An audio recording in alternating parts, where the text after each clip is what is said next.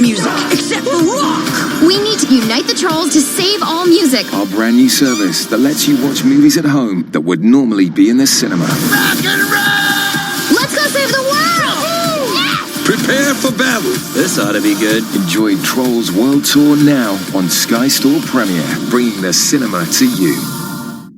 The sports world is full of inspirational stories of heroic figures. It also has its fair share of shady characters. Aaron Hernandez, Donald Sterling, Bikram Choudhury, O.J. Simpson. For detailed retellings of some of the darkest sagas in sports, search sports documentaries on the TuneIn app.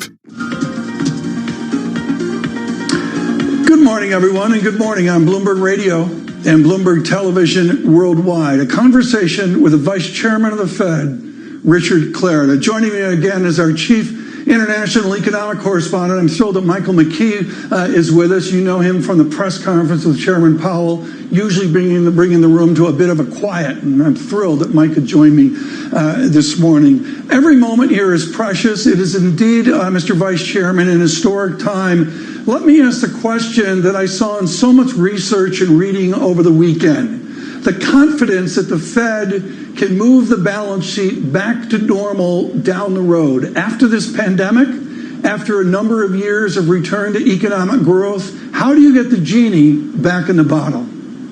Well, Tom, thank you for that question and enjoy doing your show as always. First and foremost, I think we have to recognize that we're in a really unique situation. The coronavirus pandemic is taking a tragic human toll in the U.S. around the world, and we've asked people to step back from economic activity, investing in public health. And so there's going to be a hit to economic activity. And what the Chair, Powell, and we've indicated is we have put in place these lending facilities under our authority to act under unusual and exigent circumstances.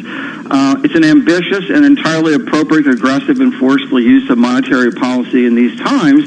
But to your specific question, yes, I'm very confident that as the economy recovers from this hit and begins to return and recover, that we at the appropriate time will be able to unwind these programs. You know, Tom and Mike, there's nothing fundamentally wrong with the U.S. economy. It came into the year in a very strong position, both in terms of employment and growth and financial markets, and I'm confident we can get back there, and at the appropriate time, we can scale back these programs. Let me follow up on that, Dr. Clarida, and ask you this. With probably billions of dollars in loans out to companies at near zero for over 4 years, are you ever going to be able to raise interest rates again, or are we looking at essentially the Fed doing yield curve control now? Well, right now we're not doing yield curve control. What we indicated in our March statement is we're going to keep rates where they are, which is basically very close to zero, until the economy is on track to achieve its maximum employment and price stabilities. And so the path of the economy is going to dictate ultimately the path of rates. But in terms of our programs, these facilities will be in place during the period when the economy is being impacted by the virus.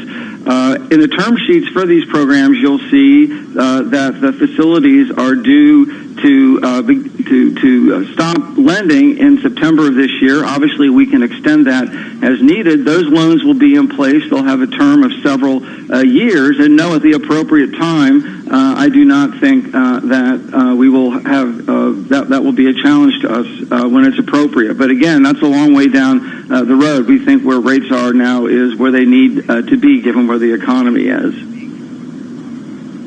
Tom mentioned the notes he's getting from people asking questions, and the one I get most often is, why did you feel it necessary to go into buying junk? Well, we have put in place no fewer than 9 facilities over the past several weeks, and first and foremost, our focus in these facilities is making sure that credit is flowing to businesses and households, and obviously we're in the commercial paper market. In the TALF program, we'll be financing auto loans and credit cards. In our Main Street lending program, we're going to be partnering with banks to provide financing to businesses. And so the vast bulk of these programs is really focused on new lending. There is an element of one of these programs that will that will be purchasing assets in the secondary market. I think an important point for your listeners and viewers to recognize is that several important companies in the U.S. Were investment grade up until this crisis hit. And what we've said in our programs is that, if they've been downgraded after the date of the crisis, they will have access to these facilities. But that really is our focus in these programs. Mr. Vice Chairman, the elasticity here, the outcomes of this pandemic are extraordinary, and I'm not asking you to play epidemiologist today unless you'd like to. But what I would suggest is we don't know the speed of outcome. What do you do if we get a more optimistic outcome? What do you do as an institution if there's a rapidity to our recovery?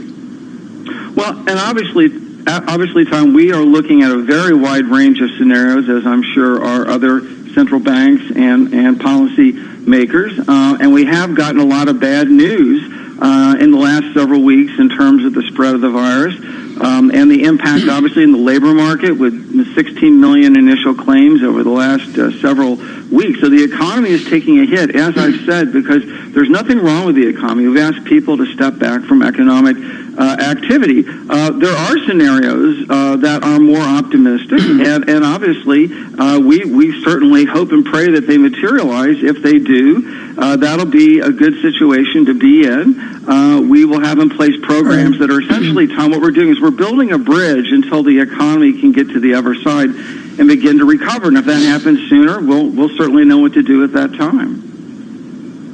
Well, let's get out on the bridge right now. Of course, Michael McKee's only in charge of rude questions to the chairman at the press conference. Let me ask a rude question to you. What does your bridge look like out here from the Fed meetings onward?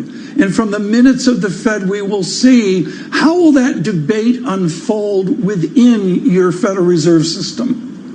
Well, obviously, those discussions are private. We can discuss, as I do, my own views. But our meetings, I think, serve a very useful purpose. As you know, we've had to do a couple of meetings in March by video conference, and that was necessary given the rapidity with which the situation was changing. But at our committee, we will be discussing, I'm sure, the new facilities that we've announced and discuss about putting them in place, and then we'll get a briefing from staff on the economic outlook, and importantly, looking at the scenarios, both positive and negative. I think the FOMC serves a very important role in our monetary policy discussions. The FOMC, the committee, makes those decisions, but of course the Board of Governors, of which I'm a member, also plays a role in actually approving and designing these programs, facilities.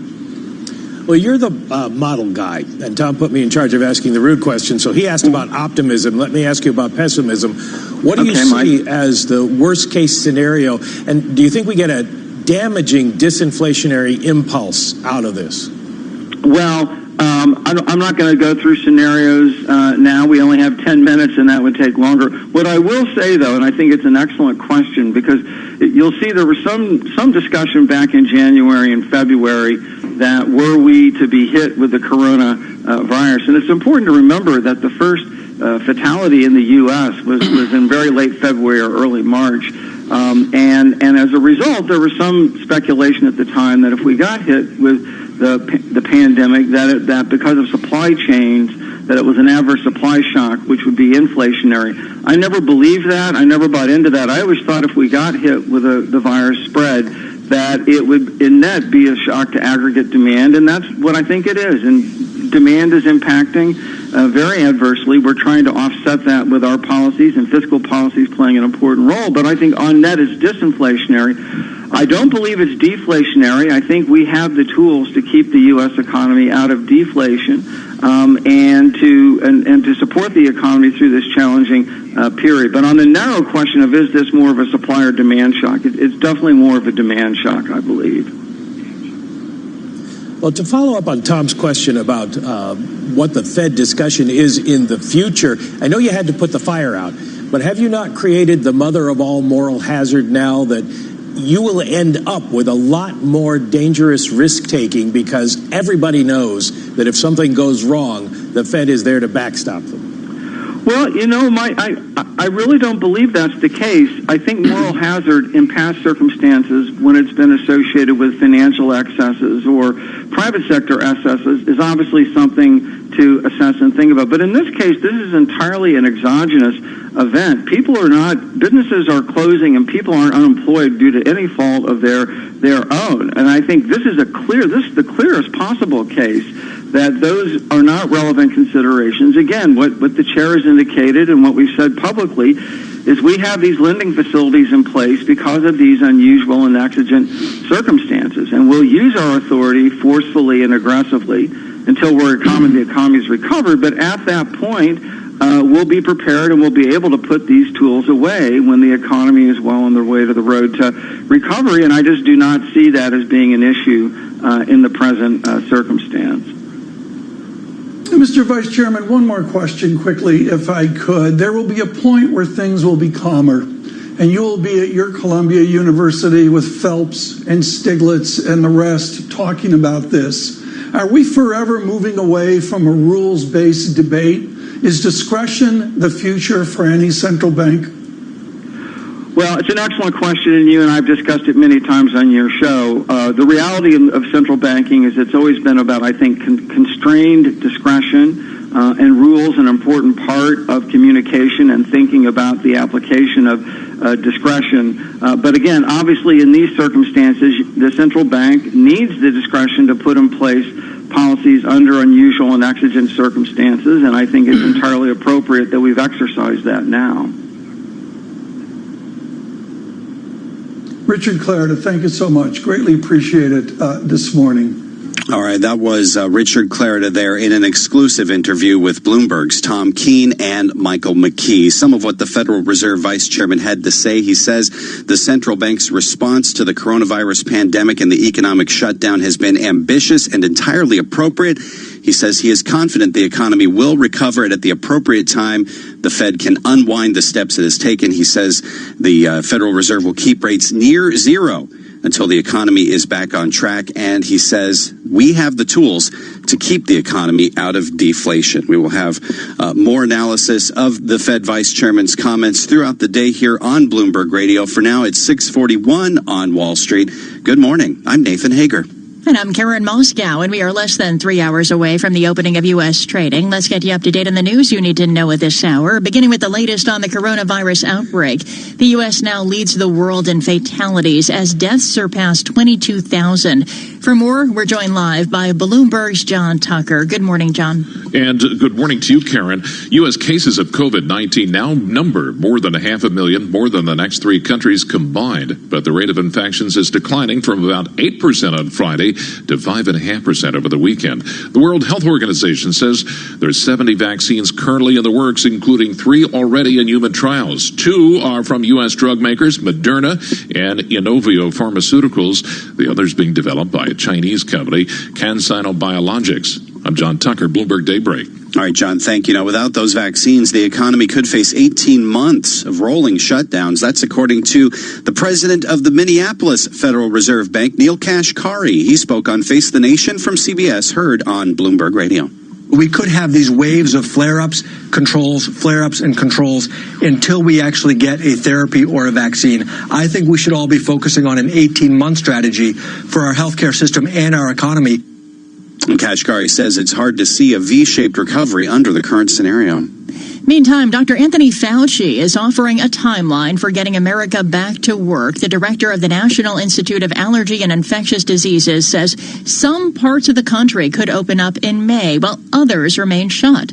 It is not going to be a light switch that we say, okay, it is now June, July, or whatever. Click, the light switch goes back on. It's going to be depending where you are in the country, the nature of the outbreak that you've already experienced, and the threat of an outbreak that you may not have experienced. So it's going to having to look at the situation in different parts of the country. Fauci tells CNN the availability of widespread testing is key before relaxing restrictions across the country. In the UK, Boris Johnson is out of the hospital and recovering from the coronavirus. The NHS has saved my life. No question. The Prime Minister looked pale in a video posted on Twitter, thanking doctors and nurses at the National Health Service and offering encouraging words to his country. The struggle is by no means over.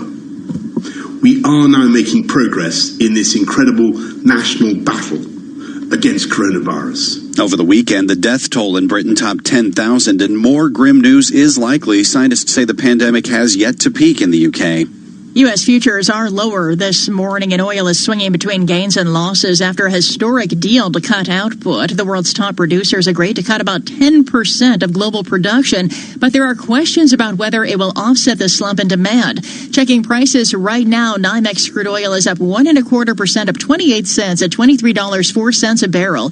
Brent up 0.1% or 3 cents at $31.51. And on the corporate front, we get a first look at the fallout from the coronavirus this week as earnings roll in. Here with details is Bloomberg's Charlie Pellet. Nearly 36 companies in the S&P 500 are scheduled to report, but more importantly, will start getting forecasts for how the pandemic could affect second quarter results. Jonathan Golub is chief equity strategist at Credit Suisse Securities. Corporate profits are going to be down by about 14% in the first quarter, which means March was really a doozy, and the expectations are that April and May are going to be weak as well. Banks will be front and center this week with reports from J.P. Morgan Chase, Citigroup, Wells Fargo, Bank of America, Goldman Sachs, and Morgan Stanley. Charlie Pellet, Bloomberg Daybreak. All right, Charlie, thank you. It is 6:45 now on Wall Street. Let's get more on what is going on around the world in the latest world and national news headlines. Good morning to Bloomberg's Michael Barr. Good morning, Nathan. Easter, the date originally cited by President Trump as the nation's target back to normal date from the coronavirus, has been replaced now by May 1st. FDA Commissioner Stephen Hahn on ABC's This Week says that date, too, may shift. We see light at the end of the tunnel. Dr. Fauci, Dr. Birx have said that. We see the incredible resiliency of the American people with respect to social distancing, hand washing, and all those mitigation factors. So that gives me great hope. But I think it's just too early for us to say whether May 1st is that date. ABC's This Week can be heard every Sunday on Bloomberg Radio. A vaccine against the coronavirus could be ready by September. That's according to a scientist leading one of Britain's most advanced teams. Sarah Gilbert, professor at Oxford University, told The Times that she is 80% confident the vaccine would work. Gilbert told the London newspaper that it's not just a hunch, and as every week goes by, we have more data to look at. Other experts have warned that vaccines typically take years to develop. The number of people infected worldwide reached 1.85 million, while the death toll exceeded 114,000. However, Spain has reported the fewest new coronavirus cases since March 20th. Strong storms in the Deep South have killed at least 6 people in southern Mississippi and damaged up to 300 homes and other buildings in northern Louisiana. This man in Monroe, Louisiana, was looking over his smashed windows, torn up roof, and debris all over. I've never been through this. You know, had the flood that happened here a couple of years ago, and we're just getting back from it, and now this happens. In the last 24 hours, Texas, Louisiana, Mississippi, Alabama, Georgia, and Tennessee reported at least 40 twisters. President Trump's record-setting fundraising pace has slowed slightly amid the coronavirus outbreak, but remains strong as he stays on track to top Democrats. According to figures first obtained by the Associated Press, the Trump re-election campaign and the Republican National Committee raised more than $212 million in the first quarter of 2020. The haul for March was more than $63 million, even as the nation's economy began grinding to a halt to slow the coronavirus pandemic. Global news 24 hours a day, on air and on Quick Take by Bloomberg, powered by more than 2,700 journalists and analysts in more than 120 countries. I'm Michael Barr. This is Bloomberg, Nathan. Okay, Michael, thank you. We are live from the Bloomberg Interactive Broker Studios, where it's 6:48 on Wall Street. And now it's time to check what's going on in D.C., which is bracing to become the next major hotspot for the coronavirus. Washington's Mayor Muriel Bowser tells Fox News Sunday she's preparing for a surge in infections. We expect that could happen in Washington, D.C. in June. Our residents are doing everything that we ask so that we can push down the number of peak cases and push out when that surge would happen in D.C. But the White House Coronavirus Task Force is recommending social distancing only through the end of this month. FDA Commissioner Dr. Stephen Hahn was asked on ABC's This Week whether May 1st is the right date to resume economic activity. We see light at the end of the tunnel. Dr. Fauci, Dr. Birx have said that. We see the incredible resiliency of the American people with respect to social distancing, hand washing, and all those mitigation factors. So that gives me great hope. But I think it's just too early for us to say whether May 1st is that date. And David Nabarro with the World Health Organization tells NBC's Meet the Press COVID-19 might not be a virus that comes in waves like the seasonal flu. We think it's going to be a virus that stalks the human race for quite a long time to come until we can all have a vaccine that will protect us, and that there will be small outbreaks that will emerge sporadically and they will break through our defenses. And that has Minneapolis Federal Reserve President Neil Kashkari thinking the recovery will take quite some time. You know, it would be wonderful if some new therapy were developed in the next couple months, that people could have confidence to go back to work, that they could get treatment. Then potentially we would have a V-shaped recovery. But barring some healthcare miracle like that, it seems like we're going to have various phases of rolling flare-ups, as we heard from your guest from Washington, different parts of the economy turning back on, maybe turning back off again. This could be a long, hard road that we have ahead of us. Kashkari appeared on CBS's Face the Nation, one of the political shows you hear every Sunday on Bloomberg Radio, starting with NBC's Meet the Press at 11 a.m. Wall Street time, followed by Fox News Sunday at noon, ABC's This Week at 1 p.m., and Face the Nation from CBS at 2 o'clock. Bloomberg U.S. politics editor Kathleen Hunter is here with us now as we continue to look into the big question that is emerging as we head into earnings week and into an election season that we are in the midst of. When does this economy get back up and running? Obviously, President Trump is itching to get it done sooner rather than later, but there is the risk of potentially this virus flaring back up again, and it puts us back into shutdown mode, Kate. That's right. And, I think it's important to note that we just got past Easter Sunday, which was Trump's original target way back when, not that long ago, a couple weeks ago, for getting the U.S., off of some of these social distancing orders and up and running again economically. And so obviously that didn't turn out to be a realistic goal. And I think now the question is whether looking ahead towards May is also similarly unrealistic or whether that's going to be possible. Well, what is happening with this talk about potentially starting an economic task force working alongside the coronavirus response task force at the White House? And what's the potential risk of those two groups working at cross purposes with each other? Well, that's something that, the Trump administration has been talking about, that Trump has talked about from the podium at the White House, and something that Jared Kushner, his son-in-law, and the Treasury Secretary, Stephen Mnuchin, have reportedly been working on. It sounds like we may get some news as soon as tomorrow on that front. But as you alluded to, Nathan, I think the issue here is whether or not those two task forces, the coronavirus task force and whatever kind of economic task force that's put together, whether those do end up running afoul of each other in some ways, because, the idea of wanting to get the economy up and running, it does, naturally have some tension with the idea of keeping these shelter in place or stay at home orders in place. And so I think that's a real question going forward, is whether, the health experts that are part of this original task force, what they recommend, whether that comes into conflict with the economic goals that the Trump administration has. And if it does come into conflict, how those, competing interests are reconciled. Apart from the possibility of an economic recovery, so much uncertainty there, it seems as though President Trump's chances of re-election may be hinging on how he's perceived as far as handling this recovery and managing this crisis. Does it seem as though the White House is taking steps in that regard to sort of put out a cohesive message here or a cohesive plan for recovering? Well, I think that's been the sense all along. Even if we look back, it seems like eons ago now, but, the Trump administration and Donald Trump himself, looking back to the Davos summit in late January in Switzerland, where the president essentially gave a stump speech talking about the strength of the U.S. economy, and that was seen widely as forming the backbone of his, re-election campaign messaging. And here we are a few months later, the world looks very different, but certainly in November, it's going to continue to be a referendum on Donald Trump's presidency, specifically on the economy.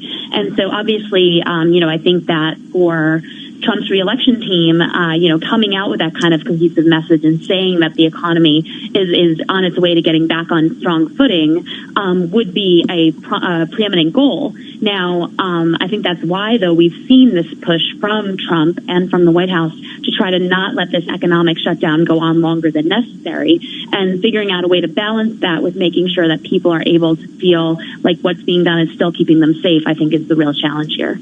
Good having you back with us, Kate. Thanks for this. That's Bloomberg U.S. politics editor Kathleen Hunter. Karen?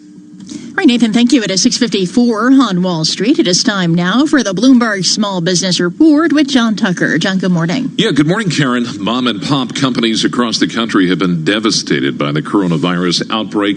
And today, we're learning about the impact on a New England ice cream shop and wholesale supplier. Eric Bruin owns SoCo Creamery in Great Barrington, Massachusetts. Eric, tell us a bit about the business and what you're going through right now. Well, I've been in charge of SoCo for 5 years. It's been around about 25 years.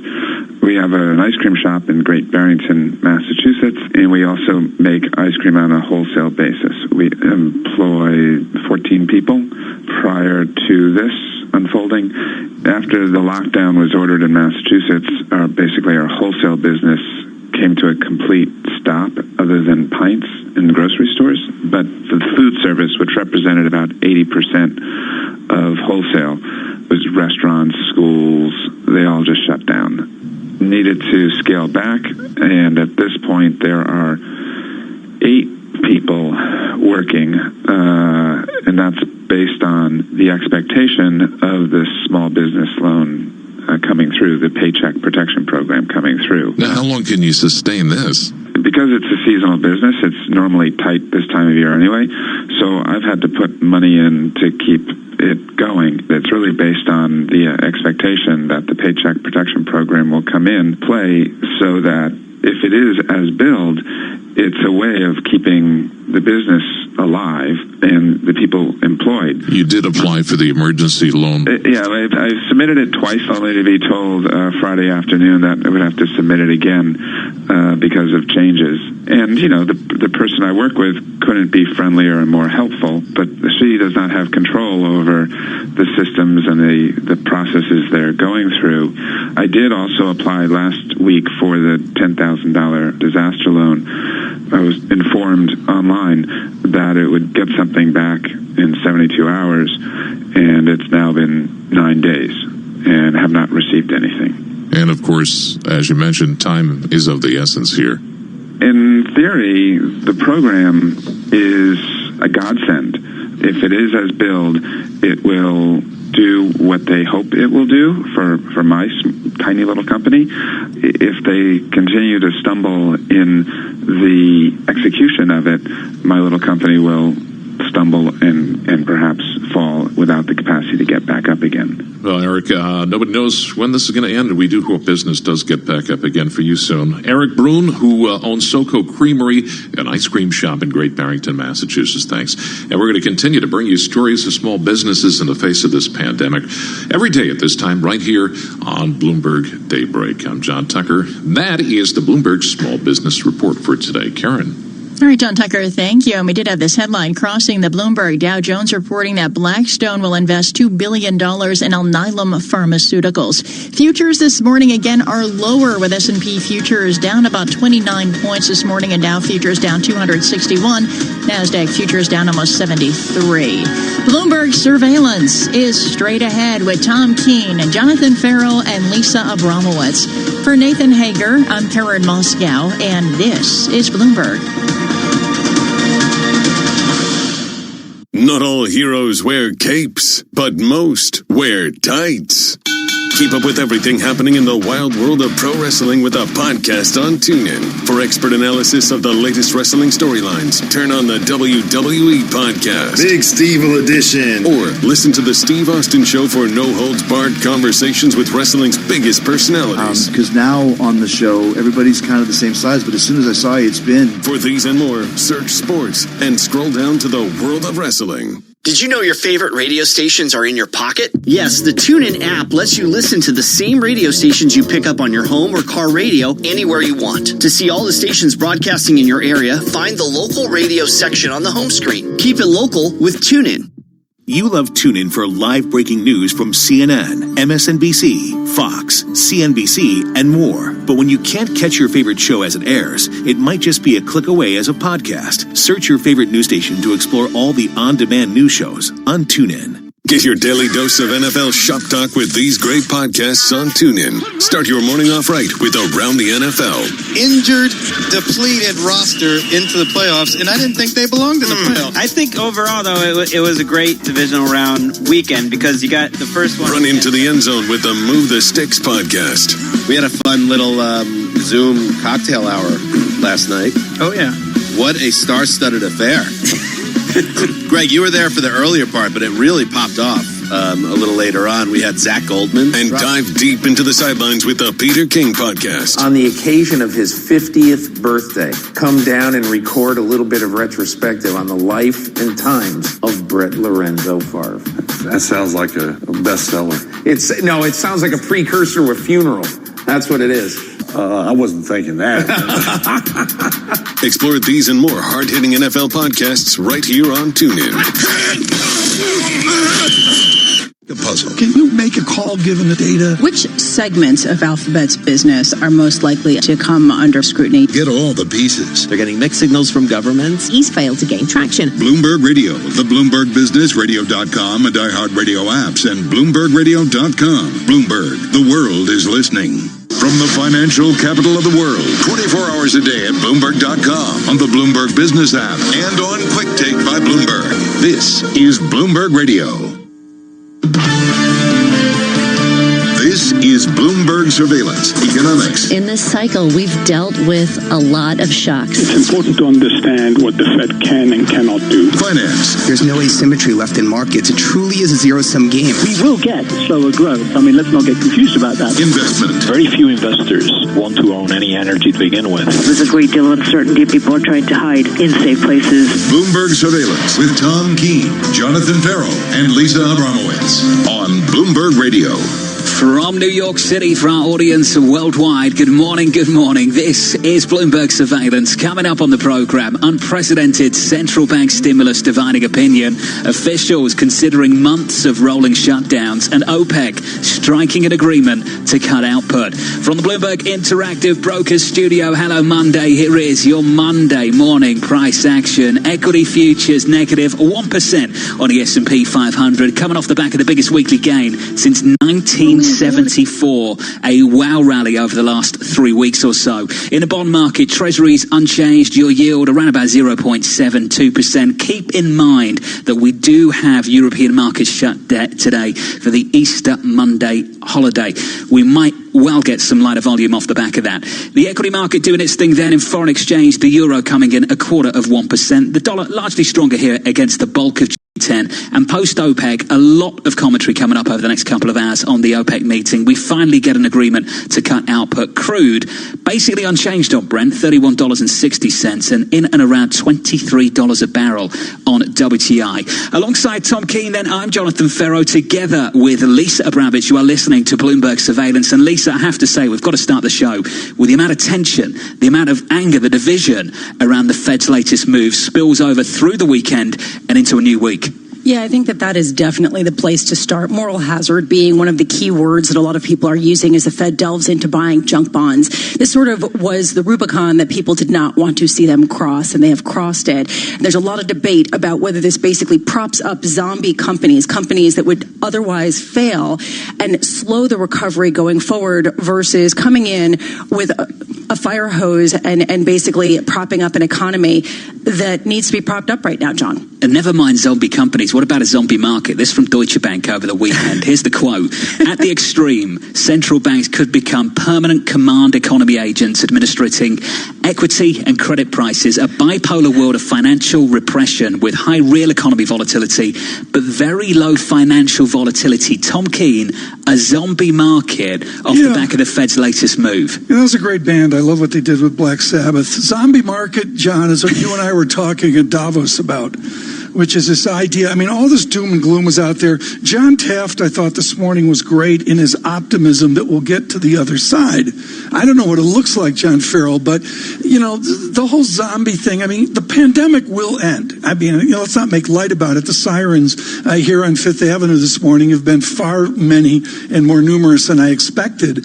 But this will end, and then we'll move on from there. Do you feel, John, like we'll be zombie-like? Well, let's talk about the other side. I think it's worthy of our time. Lots and lots of talk about what the Fed should and shouldn't do. This is what policymakers are doing. They are trying to provide as many companies as possible, companies upon companies upon companies, access to a bridge to get to the other side. Now, you can hate it or you can love it, but that's the goal of policy in a mandated economic shutdown. That's what they're trying to achieve. Yeah, I think that the big debate right now is, what is the Fed going after? They seem to be targeting the fallen angels, the companies that were investment grade until recently.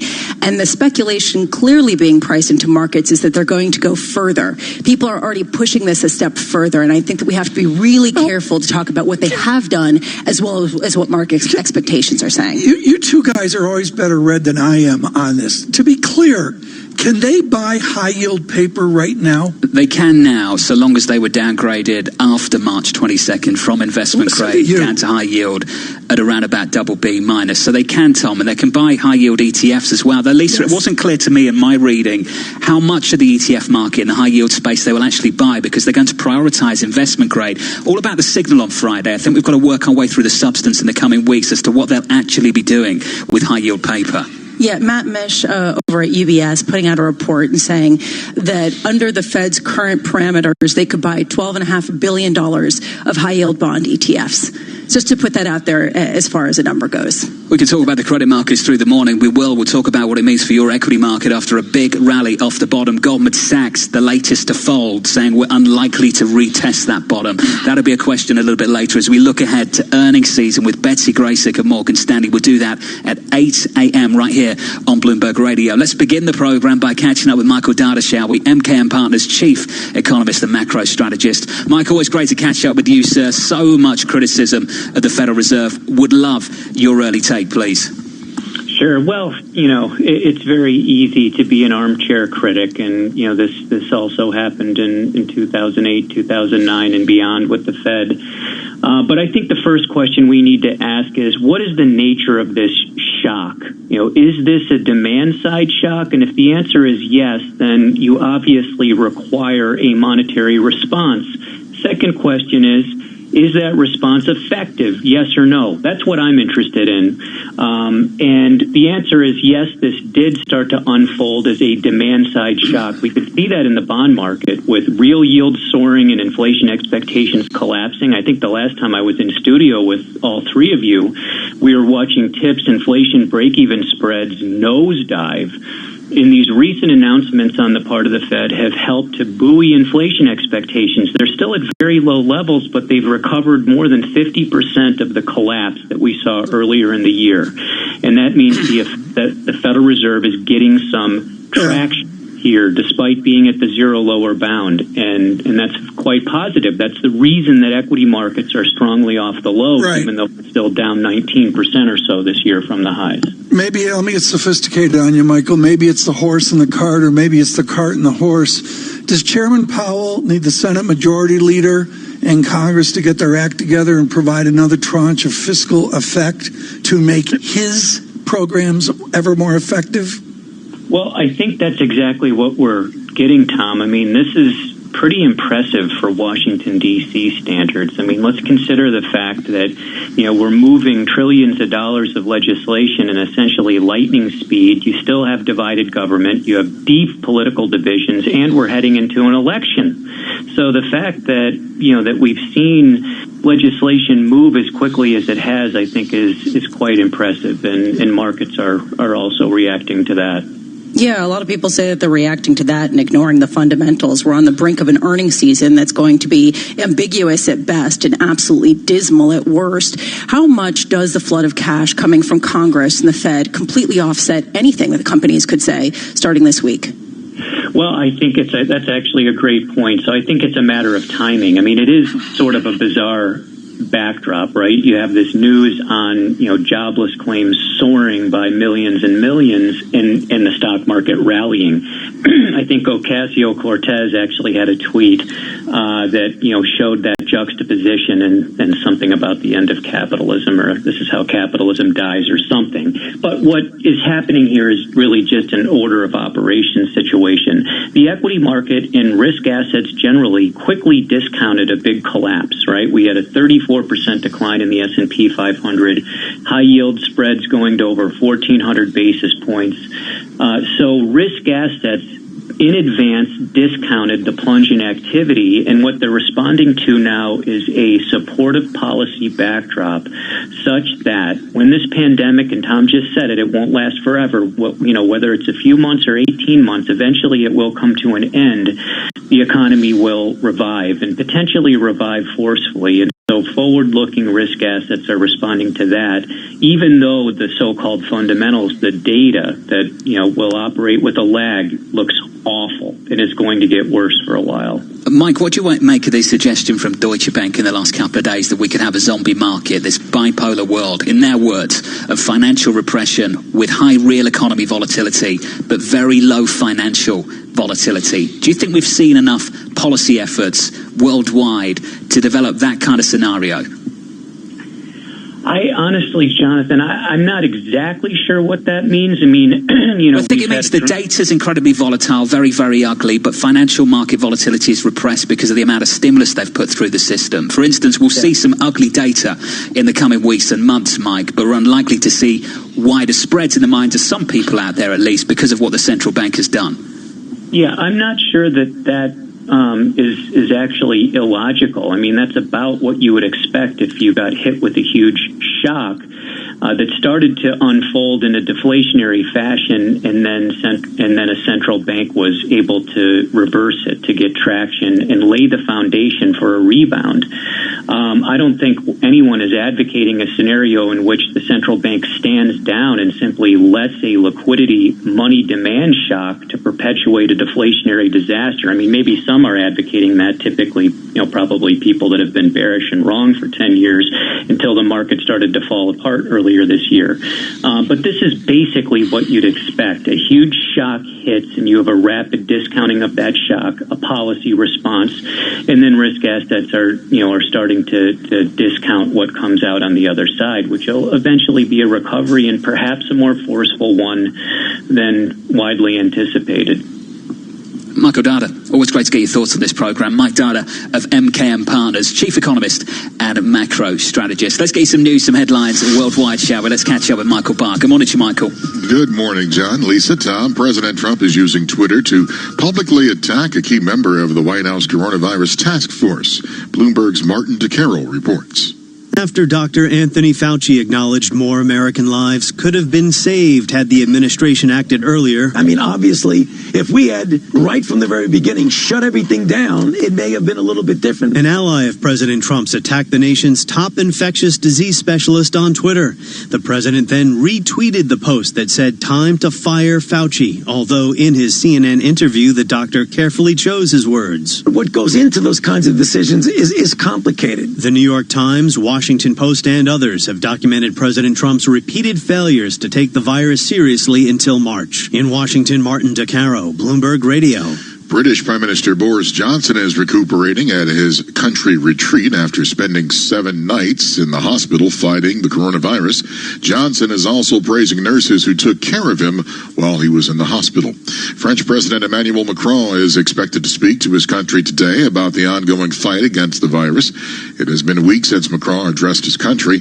The death toll in France has topped 14,400, but for the 4th day in a row, Slightly fewer people were admitted into intensive care. The WHO says there are 70 coronavirus vaccines in development globally, with 3 candidates already being tested in human trials. Strong storms pounding the deep south have killed at least 6 people in South Mississippi and damaged up to 300 homes and other buildings in northern Louisiana. Global news 24 hours a day on air and on Quick Take by Bloomberg, powered by more than 2,700 journalists and analysts in more than 120 countries. I'm Michael Barr. This is Bloomberg. John, Lisa, Tom. Michael Barr, sir, thank you very much. Here's the latest call on the street from Goldman. The Fed and Congress have precluded the prospect of a complete economic collapse. These policy actions mean our previous near-term downside of 2,000 no longer likely. Now, Lisa, there's a big caveat that goes along with this call. Another wave of infections. And there was some commentary over the weekend from Neil Kashkari of Minneapolis Fed that suggested that maybe we could be in for 18 months of rolling shutdowns. We reopen, we shut down, we reopen, we shut down. Yeah, Neil Kashkari is not alone in this. I mean, it's hard to see an end to this unless you get a vaccine. And right now, it seems like even though there's 70 vaccines in trial, it's hard to see that one can be tested and proven to be effective and not harmful in time for this to be over in short order. Well, in the price action of the moment, after 3 weeks of rallying off the bottom, equity futures negative 25 points. We're down 0.9% on the S&P 500. From New York, this Monday morning, good morning. I hope you enjoyed the Easter weekend, the long weekend for many of you. From New York, this is Bloomberg Radio.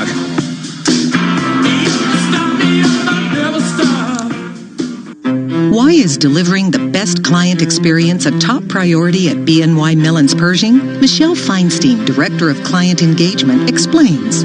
Today's investors want a financial relationship that's on demand, customized, and leverages the latest digital technology.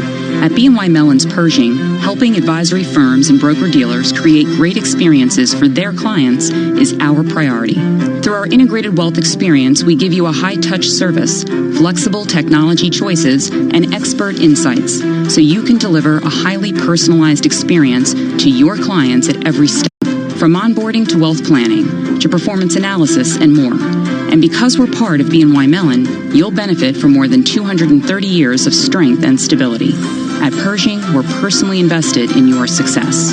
Visit Pershing.com to learn more about Pershing's integrated wealth experience. Pershing LLC and Pershing Advisor Solutions LLC are both members of FINRA and SIPC. Message and data rates may apply. T&C and privacy terms can be found at babbel.com/terms. Please don't text and drive. Have you wanted to speak a new language, but you thought it'd be too hard or take too much time? Then try Babbel for free by texting EXPLORE to 64,000. In just 15 minutes a day, you'll be on your way to speaking a new language in just a few weeks. And right now, you can try Babbel for free. Babbel starts out teaching you words and phrases by matching them with pictures. You won't believe how easy the interactive program is. Soon the sentences get a little bigger, and before you know it, you're having simulated conversations voiced by native speakers. And because Babbel is crafted by language experts and uses the spaced repetition method, in just 10 to 15 minutes a day, you'll be speaking the language of your choice with real confidence. With Babbel, you can speak a language. Just text EXPLORE to 64,000 and start your first lesson in the language of your choice for free. Download the Babbel app or text EXPLORE to 64,000 and try it for free. Text EXPLORE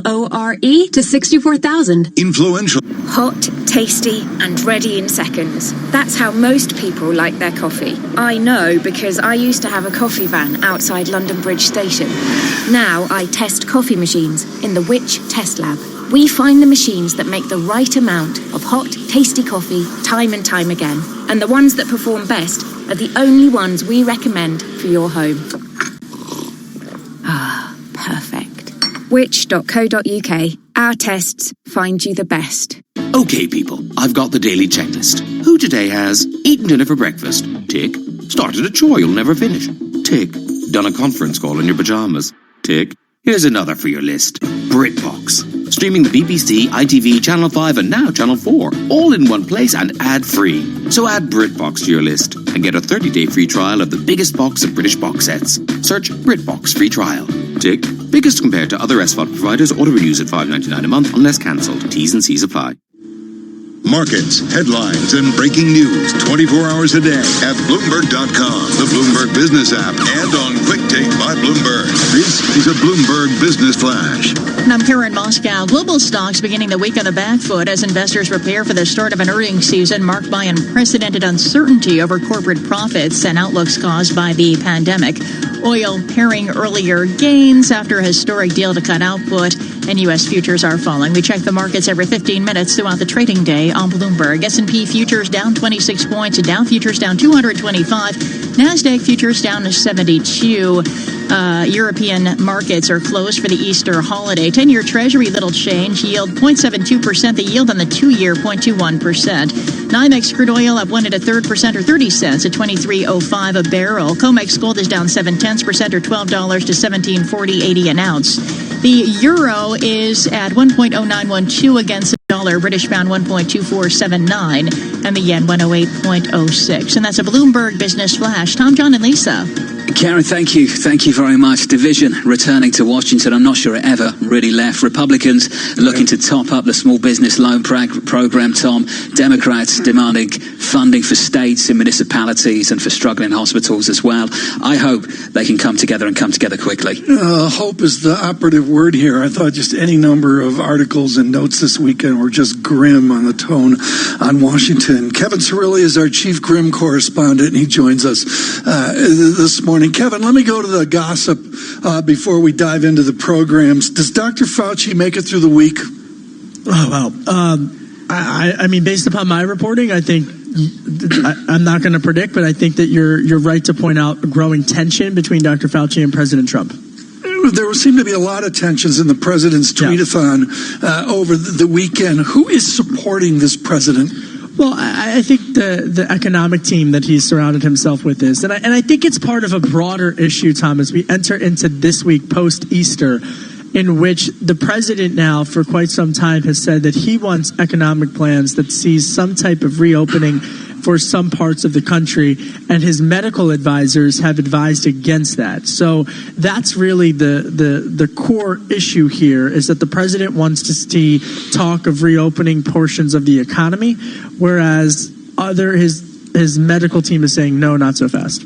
So let's talk about some of the programs being discussed in Congress right now to sort of re-up the Small Business Administration program, which I believe is half funded at this point. Half of the money has been deployed.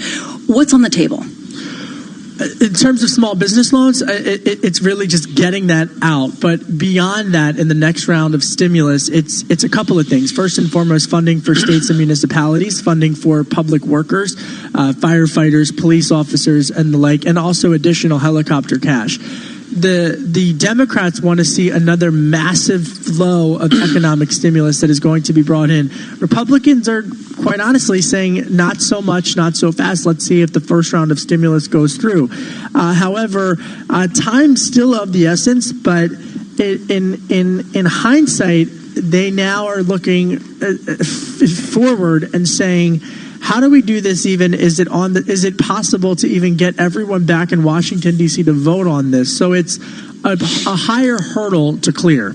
Kevin, are the states getting what they need? Because this was California Governor Gavin Newsom over the weekend speaking to CNN. Every single direct request that the president was capable of meeting, he has met. Yeah. They were the words of Gavin Newsom of California.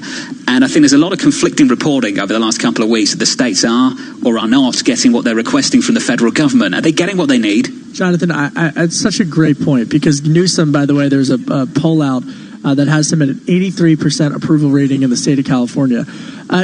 Some states are and some states aren't. And here's why, though, is because some states were adequately prepared heading into this, and some states were not adequately prepared at all. And so the administration and the federal response, and this is based upon conversations that I've had with administration officials and folks who are working on this, it's not a blanket request that they're filling, in the sense that what they're trying to do is say, if you have a hotspot right now, you are our priority. If you are not a hotspot right now, unfortunately, we're going to have to deal with the hospitals and cities where there are a hotspot in order to give them supplies, case in point, New York and California. Kevin, the litmus paper on this, always, in every crisis of America, are the people that have to get reelected every 2 years. and that's the Runline House of Representatives types. What are you hearing from them? Forget about the people in front of the microphones. What are the troops saying? Anger. There's frustration, anger. There's because all of those districts that you just mentioned are having to deal with this in a different lens, because some states and cities and the suburbs are suburbs of cities that are more negatively impacted by this from a health standpoint than others. Others of those suburbs are quite honestly not adequately prepared from a health perspective, and so they didn't have the infrastructure going into this. So it's an incredibly localized issue, but the medical response is not. It's localized, and therefore you can't paint it with a blanket response, because several cities have not become hotspots yet or will not become hotspots at all. Kevin, just looking forward, does anyone care about the rising debt to GDP levels? It seems like the feeling right now is throw everything you've got at a problem, and pretty much everyone agrees, but U.S. government debt may rise to the highest levels, perhaps in history, in the near future. Who cares? No one cares right now. I mean, and I think what they're looking at it from to answer that question, they're looking at that from a geopolitical perspective. They're looking at China and their debt per GDP and other countries as well. So, but no, you're right. I think in the longer term, especially in the 2024 primary, yes, Republicans that will be a divisive issue for Republicans. But let's get through this election first. Kevin Cerulli, thank you so much. Our Chief Washington correspondent, of course, talking there about $220 billion, which, John, I believe is what the tots want for Harry Kane. I mean, I fell off my chair this weekend. Let me get this right. Pandemic, seriously. They're broke because they built a new stadium, so they're going to sell their top player for £220 billion? I'm not sure that's how much money they'll be getting. I'm not sure any player is worth $220 billion, but there is some talk that you might have to make some sales to cover some of these losses. It's a big, big issue right now. Away from the sporting world, I think we've got to reflect on the tension here in New York City between the governor and the New York City mayor. School. Schooling is a big issue for you both and many parents that are listening to this program. Can you shut down the schools until September and then expect people to go back to work before then? And whose decision is it anyway? Governor Cuomo, Lisa, suggesting it's his, and no clear answer over the weekend as these guys go back and forth. Yeah, de Blasio is saying that he's going to shut schools down for the remainder of this year, and a collective scream of shock and fear went up around me. I think that going forward, we have seen Andrew Cuomo push back on the authority, but we haven't seen him push back on the call and saying that he is not going to endorse de Blasio's point of view. So I'm going to say school's probably off. One for later that we'll explore a little bit more. I'm not going to offer my opinion, though I know what you guys would quite like to see in the coming months. I've got a decent idea from what you've told me over the last couple of weeks. Equity futures, they are still negative, but we are off the lows. We're down 0.7% on the S&P 500. From New York, this is Bloomberg Radio. Started out. Hey, y'all, Jeff Foxworthy here. Now, if you've ever found yourself repeating the same thing over and over for 75 years, you might be Smokey Bear. Only you can prevent wildfires. That's why I'm filling in for Smokey to switch things up, because there's a lot more to say. And I should know because my grandfather was a firefighter. And one of the things he taught me is that the people that love the outdoors the most are often the ones accidentally starting wildfires, which means always BYOB. No, bring your own bucket to the campfire. And be extra careful with things like burning yard trimmings. Don't just walk away, or chances are you might be starting a wildfire. So for the love of the outdoors, go to SmokeyBear.com to learn more about wildfire prevention. Brought to you by the U.S. Forest Service, your state forester, and the Ad Council. 25 years ago, NJIT graduate Dick Sweeney co-founded Keurig Green Mountain, a company whose incredible innovations changed the way the world brews a cup of coffee. Today, he lectures widely on business leadership and is a strong advocate for NJIT's work to combine business education with the power of STEM. NJIT is definitely fostering the innovative thinking for budding entrepreneurs simply because that's the world we live in. NJIT is producing students that have been trained, educated, and given the business acumen to be a contributor to a company. The distinct mission is to develop great STEM scholars. The attributes I've always looked for in team members are heart, smarts, guts, and luck. So we want people with passion, intelligence, courage, and never discount luck. The student coming out of NJIT has experienced all of that. NJIT, New Jersey Institute of Technology. Learn more at njit.edu. Okay, people, I've got the daily checklist. Who today has eaten dinner for breakfast? Tick. Started a chore you'll never finish. Tick. Done a conference call in your pajamas. Tick. Here's another for your list. BritBox. Streaming the BBC, ITV, Channel 5, and now Channel 4. All in one place and ad-free. So add BritBox to your list and get a 30-day free trial of the biggest box of British box sets. Search BritBox free trial. Tick. Biggest compared to other SVOD providers. Auto-renews at $5.99 a month unless cancelled. T's and C's apply. Where will 2020 take you? Somewhere where people care. About each other, about our planet, about creating a better world for everyone, and becoming the best versions of yourselves. Join a community of like-minded individuals at the University of Winchester. Make sure to accept your offer by the UCAS deadline and visit our website to find out more. See the bigger picture. Be the difference. Go to winchester.ac.uk. This is a message from the government about this bank holiday weekend and keeping yourself, your friends and family safe from coronavirus. This bank holiday weekend, do not go out unless absolutely necessary. Do not meet up with anyone outside your household. Do not put the lives of your loved ones in danger. Stay in touch with them on social media or give them a call. Anyone can get coronavirus and anyone can spread it. Stay home. Protect the NHS. Save lives. TuneIn makes it easy to be a part of the conversation. Just make sure push notifications are enabled to hear about breaking news and trending topics from around the sports world. You'll also get custom recommendations of podcasts and radio stations covering the sports and teams you care about. Broadcasting live from the Bloomberg Interactive Brokers Studio in New York. Bloomberg 1130 to Washington, D.C. Bloomberg 99.1 to Boston.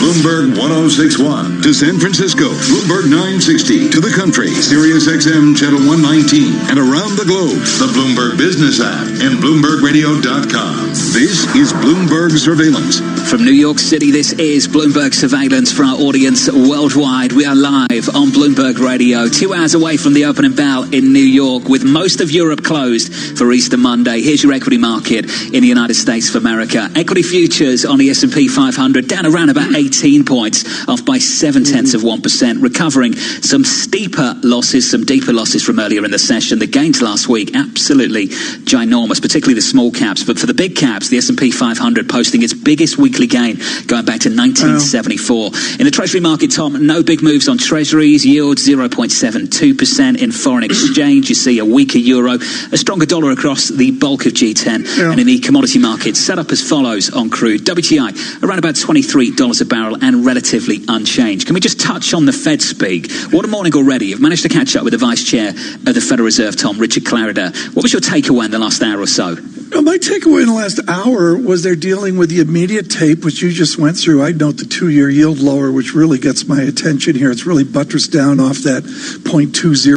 level, 0.21 now, I believe, as well. But, they're managing the message, and that message off the chairman's webinar is, look, we're lenders. And Vice Chairman Clarida echoed that in our discussion. All they are is lenders, and they're lending out money, and they're quite clear. And Michael Darda reaffirmed what the Vice Chairman said. You know what? At some point here, they'll pare back the balance sheet. I think John will be grayer. It'll be difficult. Let's put it that way. Lisa, it's going to be very hard to pare back a balance sheet once it's built up this quickly. And they've started to get involved in markets way beyond what you'd typically expect the Federal Reserve to get involved in.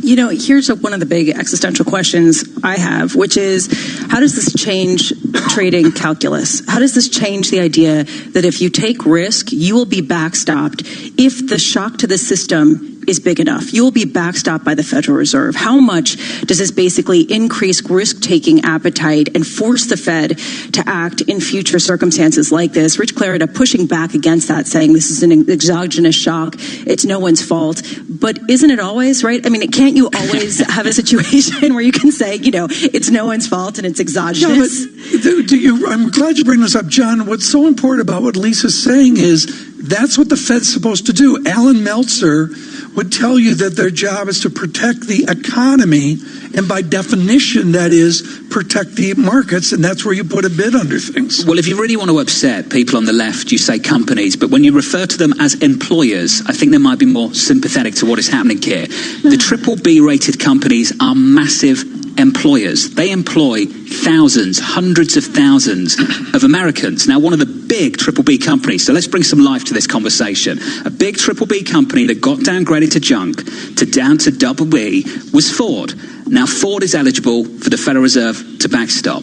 Right. Now, what do you want in a moment like this? If everything is shut down, you want these companies to have access to capital markets so they can fund themselves through all of this. Now, do we want to see huge employers go down because they can't access capital markets for the next several months as this economy is shut down? That's the question you've got to ask yourself. It's not a judgment offered by me. I think that's a question you've got to ask yourself. Do you want to see these companies lose access to markets and not be able to reach the other side and get across a bridge because the Federal Reserve is trying to provide one?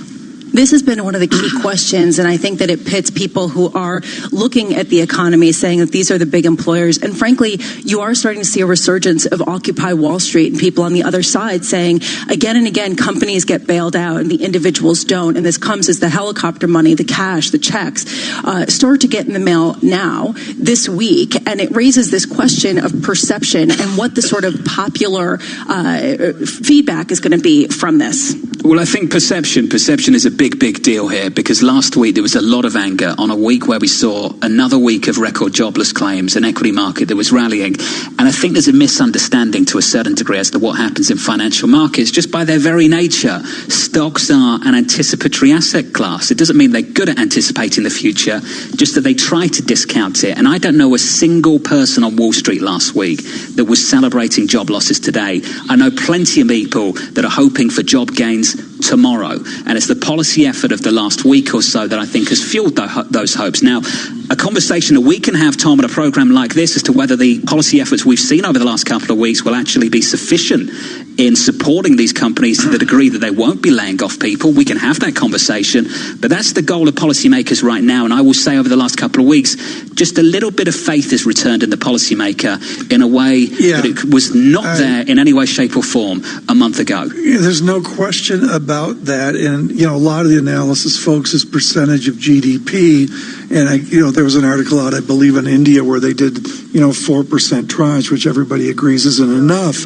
But if you layer in all these programs, John, it really does begin to add up. It's nowhere near the effect to GDP of second quarter and third quarter that we're seeing in reports. But nevertheless, you add it up and it becomes tangible. Policymakers stepping up in a big way. We even have an agreement at OPEC Plus that apparently the president helped to broker. I want to get the details, then get the view from Anne-Marie Tessent. Let's start with the details with Bloomberg's Anne-Marie, who I know is standing by for us. Anne-Marie, just walk us through what was agreed, finally, after days and days over the weekend.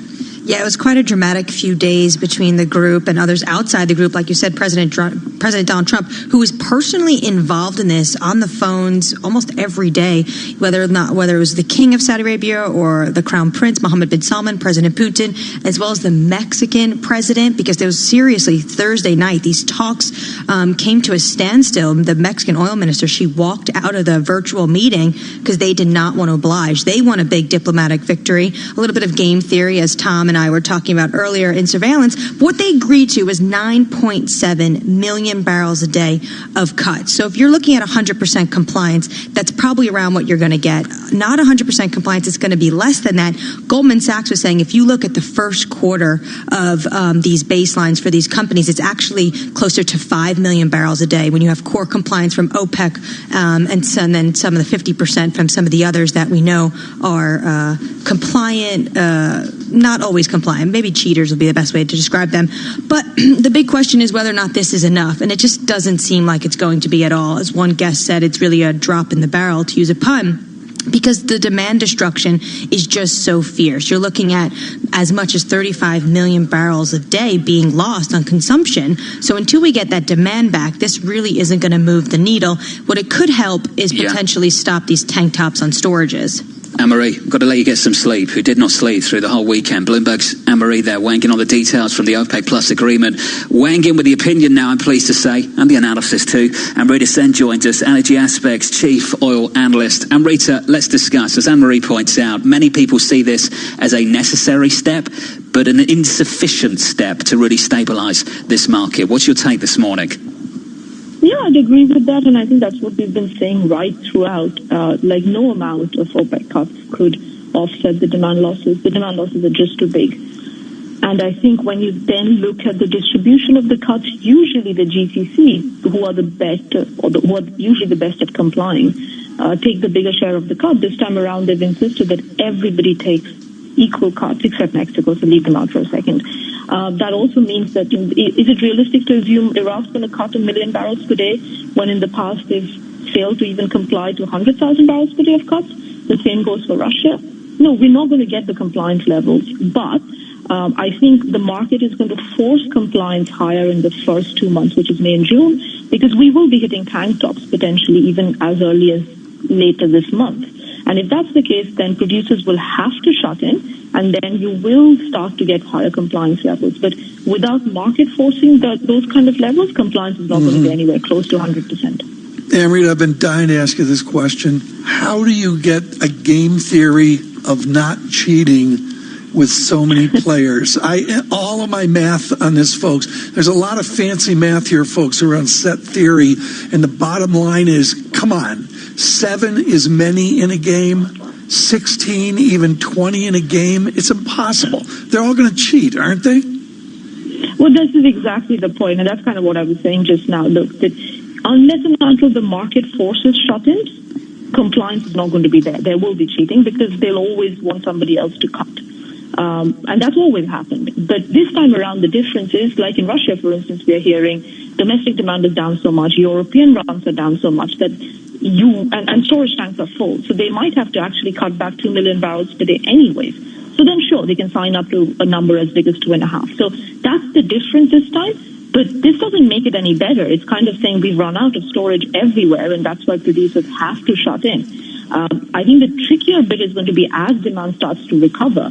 We just can't see how compliance stays together. And to your point as well, it's such a big group of producers. It ultimately, again, falls on the biggest producers to comply, and that's always been the case. Amrita, I'm trying to figure out the idea that tanks are going to probably hit their tops within the next few weeks, and these production cuts don't go into effect until May 1st. How effective are they going to be, given the fact that we're going to reach the limit of storage soon? I think that's the critical question right now. Initially, at least on our balances, we've been showing tank tops sometime in May. If that's the case, maybe, just maybe, we can avoid tank tops. But depending on the scale of demand declines, if that tank top happens end of this month, then no, effectively prices will test the lows again. And then sure, then the cuts come into play, and then maybe gradually, like over years, we're going to start to normalize this. But if only if that they can just about manage to delay this, right? Like just for a couple of weeks, let's say there's a little bit of production losses from other countries involuntarily, then maybe they can achieve it. The other point I would make is that this deal goes into effect from 1st of May, but we've traded a lot of the May barrels already, so it's hard for a lot of the producers to cut back May production. The real cuts are going to be from June, and that makes it even harder because tank tops are going to happen well before that. Amrita, always great to get your view. I'll be catching up with you a little bit later. Looking forward to doing that. Amrita Sen, Energy Aspects Chief Oil Analyst. Crude negative on Brent, $31.35. WTI now basically unchanged, $22 and around about 81 cents. Let's get you some news, some headlines worldwide. Here's Michael Barr. Thank you very much, John. Lisa Tom, the top infectious disease expert in the U.S., says the economy in parts of the country could have a rolling re-entry as early as next month, provided health authorities can quickly identify and isolate people who will inevitably be infected with the coronavirus. Dr. Anthony Fauci says it is unfair to compare America's response to the virus pandemic to other countries like South Korea, which acted faster. Dr. Fauci on CNN State of the Union. I think it's a little bit unfair to compare us to South Korea, where they had an outbreak in Daegu and they had the capability of immediately, essentially, shutting it off completely in a way that we may not have been able to do in this country. So obviously, I would have been nice if we had a better head start, but I don't think you could say that we are where we are right now because of one factor. It's very complicated. Dr. Fauci also says he can't guarantee that it will be safe for Americans to vote in person on Election Day, November 3rd. UK Prime Minister Boris Johnson is out of the hospital after spending 3 days in intensive care for coronavirus. The Prime Minister won't return to work immediately. In a video posted to Twitter, Johnson says the doctors and nurses at St. Thomas Hospital in London saved his life. I want to pay my own thanks to the utterly brilliant doctors, leaders in their fields, men and women, but several of them for some reason called Nick, who took some crucial decisions a few days ago, for which I will be grateful for the rest of my life. Global news 24 hours a day on air and on Quick Take by Bloomberg, powered by more than 2,700 journalists and analysts, more than 120 countries. I'm Michael Barr. This is Bloomberg, John. Michael Barr, thank you, sir. Thank you very much. The news and headlines worldwide with Bloomberg's Michael Barr there. Here's your price action this Monday morning. We were lower, much lower. We're now off those lows, down just 19 points on the S&P 500, negative 0.7%. In foreign exchange, the dollar showing just a little bit of strength. Euro dollar coming down 0.1%. From New York, this is Bloomberg Surveillance, live on Bloomberg Radio.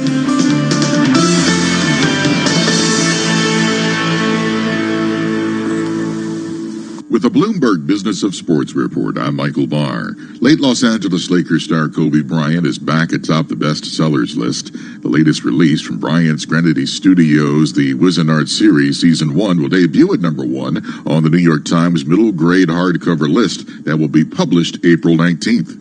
The NFL's Arizona Cardinals are teaming with State Farm to donate 1 million meals to local food banks to help families during the coronavirus crisis. The team said that the number of people seeking help from local food banks has more than doubled, while the number of donations has decreased dramatically. There is another unforeseen fallout to sports being canceled. There is a surplus of chicken wings, usually around the NCAA's March Madness or just simply on game day in any sport.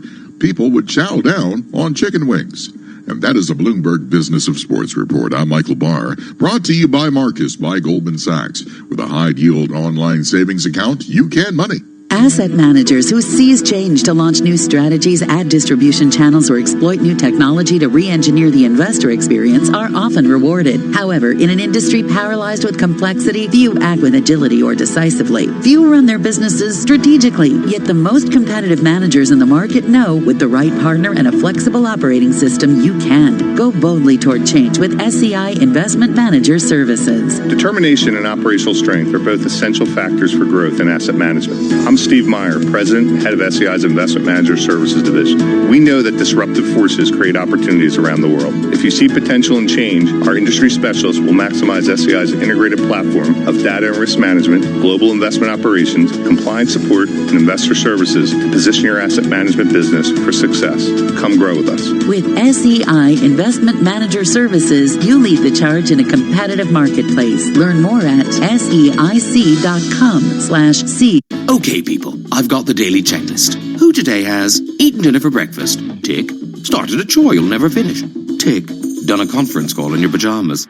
Tick. Here's another for your list. BritBox. Streaming the BBC, ITV, Channel 5, and now Channel 4. All in one place and ad-free. So add BritBox to your list. and get a 30-day free trial of the biggest box of British box sets. Search BritBox free trial. Tick. Biggest compared to other SVOD providers. Auto-renews at $5.99 a month unless cancelled. T's and C's apply. This is a message from the government about this bank holiday weekend and keeping yourself, your friends and family safe from coronavirus. This bank holiday weekend, do not go out unless absolutely necessary. Do not meet up with anyone outside your household. Do not put the lives of your loved ones in danger. Stay in touch with them on social media or give them a call. Anyone can get coronavirus and anyone can spread it. Stay home. Protect the NHS.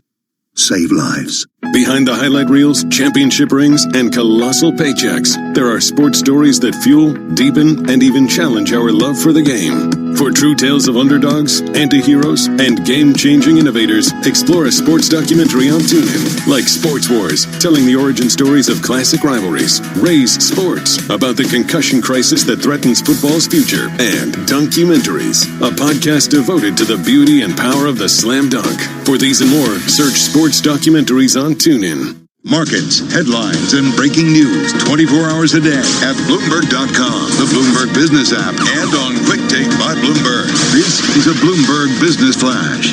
And I'm Karen Moscow. As the coronavirus pandemic hits the economy, the Federal Reserve has responded aggressively, and Vice Chairman Richard Clarida says interest rates will stay near zero until the job market recovers. He spoke exclusively to Bloomberg. We're going to keep rates where they are, which is basically very close to zero, until the economy is on track to achieve its maximum employment and price stabilities. And so the path of the economy is going to dictate ultimately the path of rates. And as Richard Clarida has heard earlier on Bloomberg Radio and television, U.S. stock index futures, meanwhile, slipping as investors prepare for an earnings season marked by extraordinary uncertainty over corporate profits that was caused by the pandemic.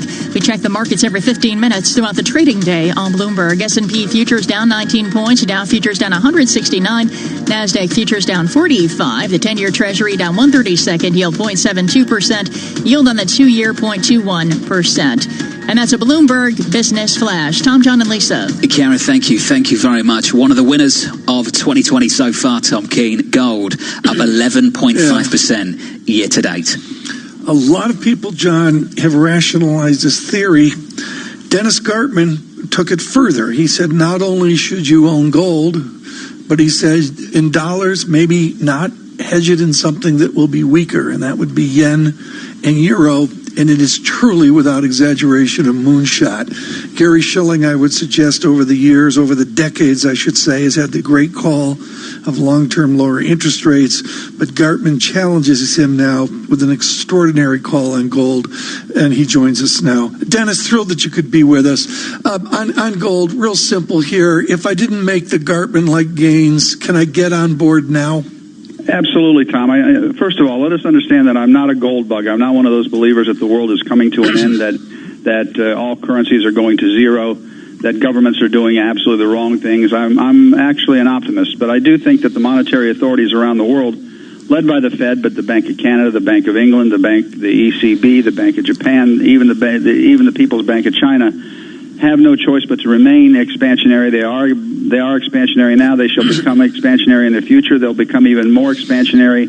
And as that happens, gold probably shall be the beneficiary. So is it too late to be a buyer of gold? Actually, it's just broken out above $1,700 per ounce in dollar terms.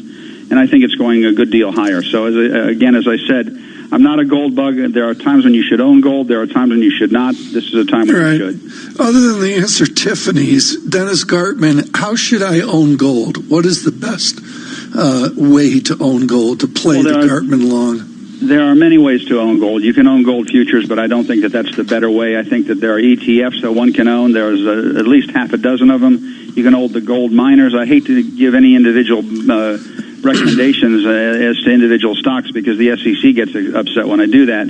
So I'll just simply say that there are ETFs plenty on the New York Stock Exchange and various mining companies. I prefer the ETFs. I think it's a better way to go. Dennis, your bullish call on gold, is it basically a bet on inflation and the debasement of major currencies?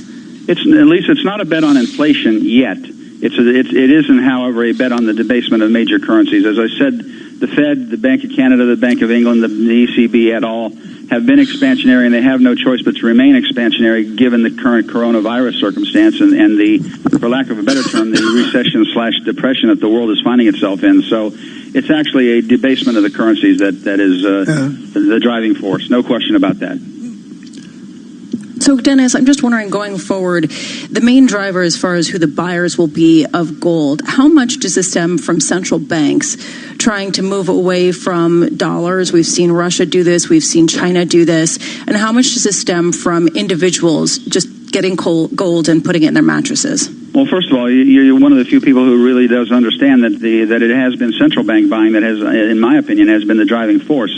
The Russian central banker, I'm trying to remember her name. I just went blank. That's what happens when you get to be 69 years old. You forget important names. But she's been a huge buyer of gold. The Chinese have been a major buyer of gold. And now I think it's the retail that will come in and be a buyer of gold. The Indians have been the second largest buyer of gold individually. They've been locked down, and even with their lockdown, the fact that gold has not given up any of its gains, when India reopens, and it shall reopen, I think there'll be a marked propensity on their part to be buyers again. What's the most efficacious time frame for you to decide to own equities? Don't tell me 10 years or 20 years, and don't tell me 2 days or 3 days.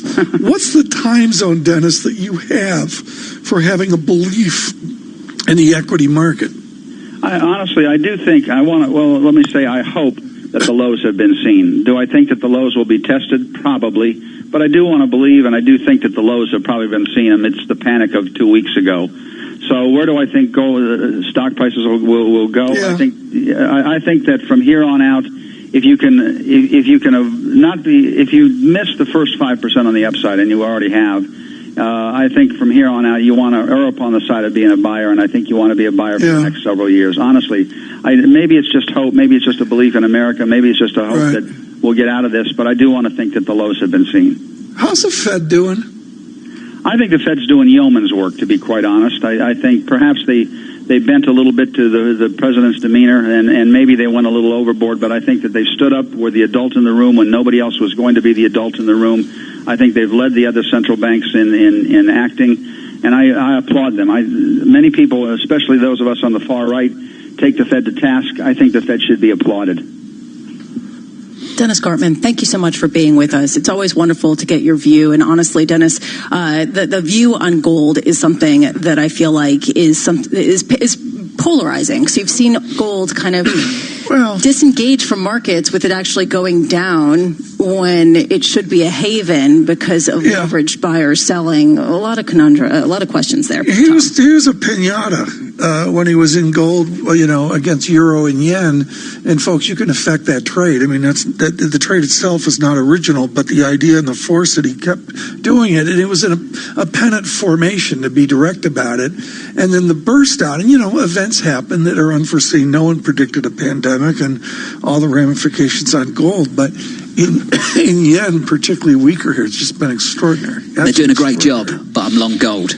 Yeah, I'm not. Makes sense of that? They're doing a great job, but I'm long gold. If they're doing a great job, I'm long copper. I'm long industrial metals.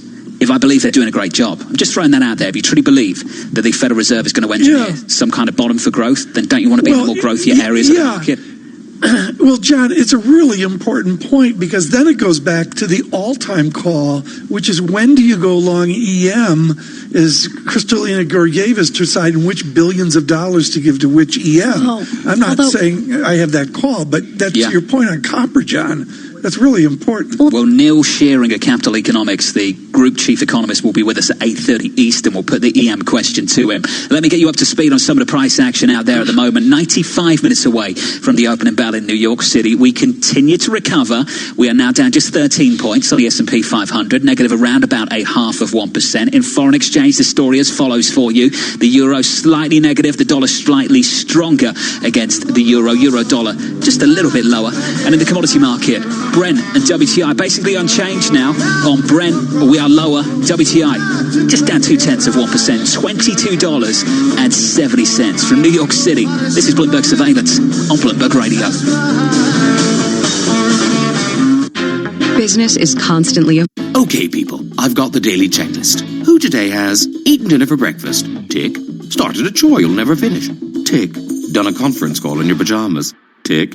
Here's another for your list. BritBox. Streaming the BBC, ITV, Channel 5 and now Channel 4. All in one place and ad-free. So add BritBox to your list and get a 30-day free trial of the biggest box of British box sets. Search BritBox free trial. Tick. Biggest compared to other SVOD providers. Auto-renews at $5.99 a month unless cancelled. T's and C's apply. Get your MLB fix with these great podcasts on TuneIn. Fill your seventh inning stretch with the Ringer MLB Show. I just can't get over it. It's like, oh, well, Jeter Downs. Didn't realize he was a top. Like, my dad is drinking the Kool-Aid on this. He's like, of course. Mookie was going to leave. I'm like, what do you mean? You don't know that. Slide into second with the Starting Nine podcast. Nolan Arenado slides right into the top spot for favorite baseball player. Active in the league right now. It is a pleasure to be sitting next to you, sir. Thank you, man. I appreciate it. Thank you. This is we've been waiting a long time for this. We actually, in terms of like active Round the Bases with the Statcast podcast. Ways of going about it. I picked third, so in some ways it made it easier for me. Mike just to go over the first couple of picks. Mike took Barry Bonds, who I think was kind of the obvious guy to take number one. Not only catch these and more MLB podcasts right here on TuneIn. TuneIn makes it easy to be a part of the conversation. Just make sure push notifications are enabled to hear about breaking news and trending topics from around the sports world. You'll also get custom recommendations of podcasts and radio stations covering the sports and teams you care about. Be part of the college sports conversation on TuneIn. Hear the latest storylines around SEC football with the Paul Feinbaum Show. I distinctly remember when you were hired, and I must say most of us thought you were out of your mind, giving up. I wouldn't call it a cush job because you were traveling across the country. Get your college hoops fix with college basketball talk on NBC Sports. Headed by Shabazz Napier, that also included Amita Brima, who is in and around the NBA ranks right now, and DeAndre Daniels, who was the 37th pick in the 2014 NBA draft. So my question to you is... Or listen to the daily news from around the wide world of college football with College Football Live. I would go with Utah. I think Utah is the better team. And I know I'm talking to an Oklahoma guy, but listen, and it may be recency bias having watched Utah last week and doing that game, but I just think they're a more complete football. Discover these and more college sports podcasts right here on TuneIn. Whenever you're unsure of what to play next, head to the homepage and discover something new. There you'll see custom recommendations based on your listening habits, along with new episodes of shows you've enjoyed in the past. Uncover your next audio obsession on the homepage. For weeks, we've heard about panicked shoppers causing a run on toilet paper by irrationally hoarding it. But that ignores one key factor. That the toilet paper you use when you leave the home is not the same toilet paper you use at home. How incomplete information, whether about supply chains or infection rates, leads to incomplete narratives. Don't miss this week's On the Media from WNYC. Listen to the On the Media podcast from WNYC Studios on TuneIn today. We have to get it right the first time. We always talk about the losers in a trade war. You benefit if you're just further away from China. So that you can too. What are the ramifications if she crumbles or doesn't crumble? Bloomberg Radio, the Bloomberg Business, Radio.com, and iHeartRadio apps, and BloombergRadio.com. Bloomberg, the world is listening. From the financial capital of the world, 24 hours a day at Bloomberg.com, on the Bloomberg Business app, and on Quick Take by Bloomberg. This is Bloomberg Radio. This is Bloomberg Surveillance Economics. We are being taken out of our comfort zone by the coronavirus. Dollar weakness is pretty much a good thing for a lot of the rest of the world. Finance. We are going to see a global demand contraction this year, most likely, for oil. The financial health of the business sector has deteriorated somewhat. Investment. Obviously, the value in high-vol stocks are going to continue to suffer. It looks as though the bond market is talking itself into a recession here. Bloomberg Surveillance with Tom Keene, Jonathan Farrell, and Lisa Abramowitz on Bloomberg Radio. Good morning, everyone. John Farrell, Lisa Abramowitz. I'm Tom Keene. Thank you so much for being with us. A foggy day really set in here in New York. Lots of rain and the news flow just extraordinary in this full week, at least in America. London off today. John Farrell working, though, which is a good and beautiful thing as well. The news flow extraordinary. OPEC comes to an agreement. Oil doesn't do much. There's, of course, all the news on the pandemic.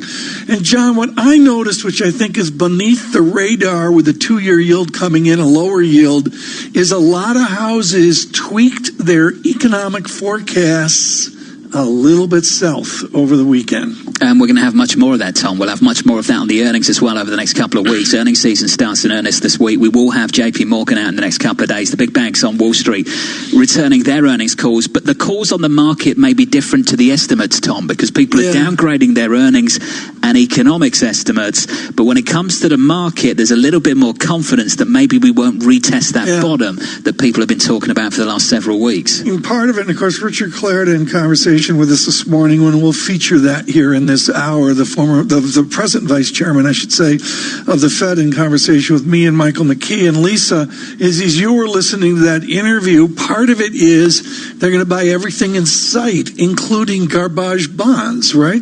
Well, yes, although clarified, right? And I think that this is sort of a key point, because basically the Fed's program is aimed at the downgrades from investment grade to junk. This isn't based on rescuing the entire market. The way that traders took this was it's going to rescue the market, and you're going to see zombies bailed out. Not necessarily clear, and I think that you heard that with Vice Chair Clarida as he said, we are doing this to step in and prevent a financial crisis. We will step away when the time comes. Right. That's the key question. Can they? And the thing here that's so interesting, John, and this gets us to our good guest right now, and I'll let you bring in Betsy, because I just think this whole idea of the bank's zombies, they've been minting money up until this crisis. They're not zombies. Well, let's be clear. When we're referring to zombie companies, we are not referring to the banks at all. I think Lisa's got some small fragile energy companies in mind when it comes to zombie companies.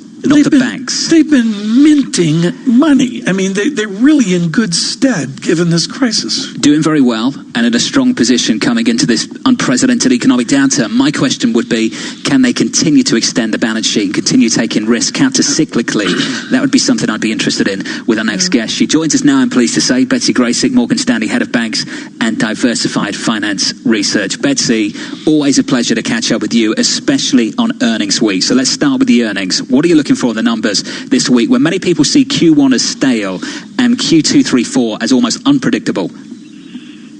Thank you so much for having me this morning. I look forward to next time when we can meet in person, but appreciate the question here on earnings. I think what people are really going to look for is a couple of things. Number one, what is that earnings generation rate excluding the reserve build for credit?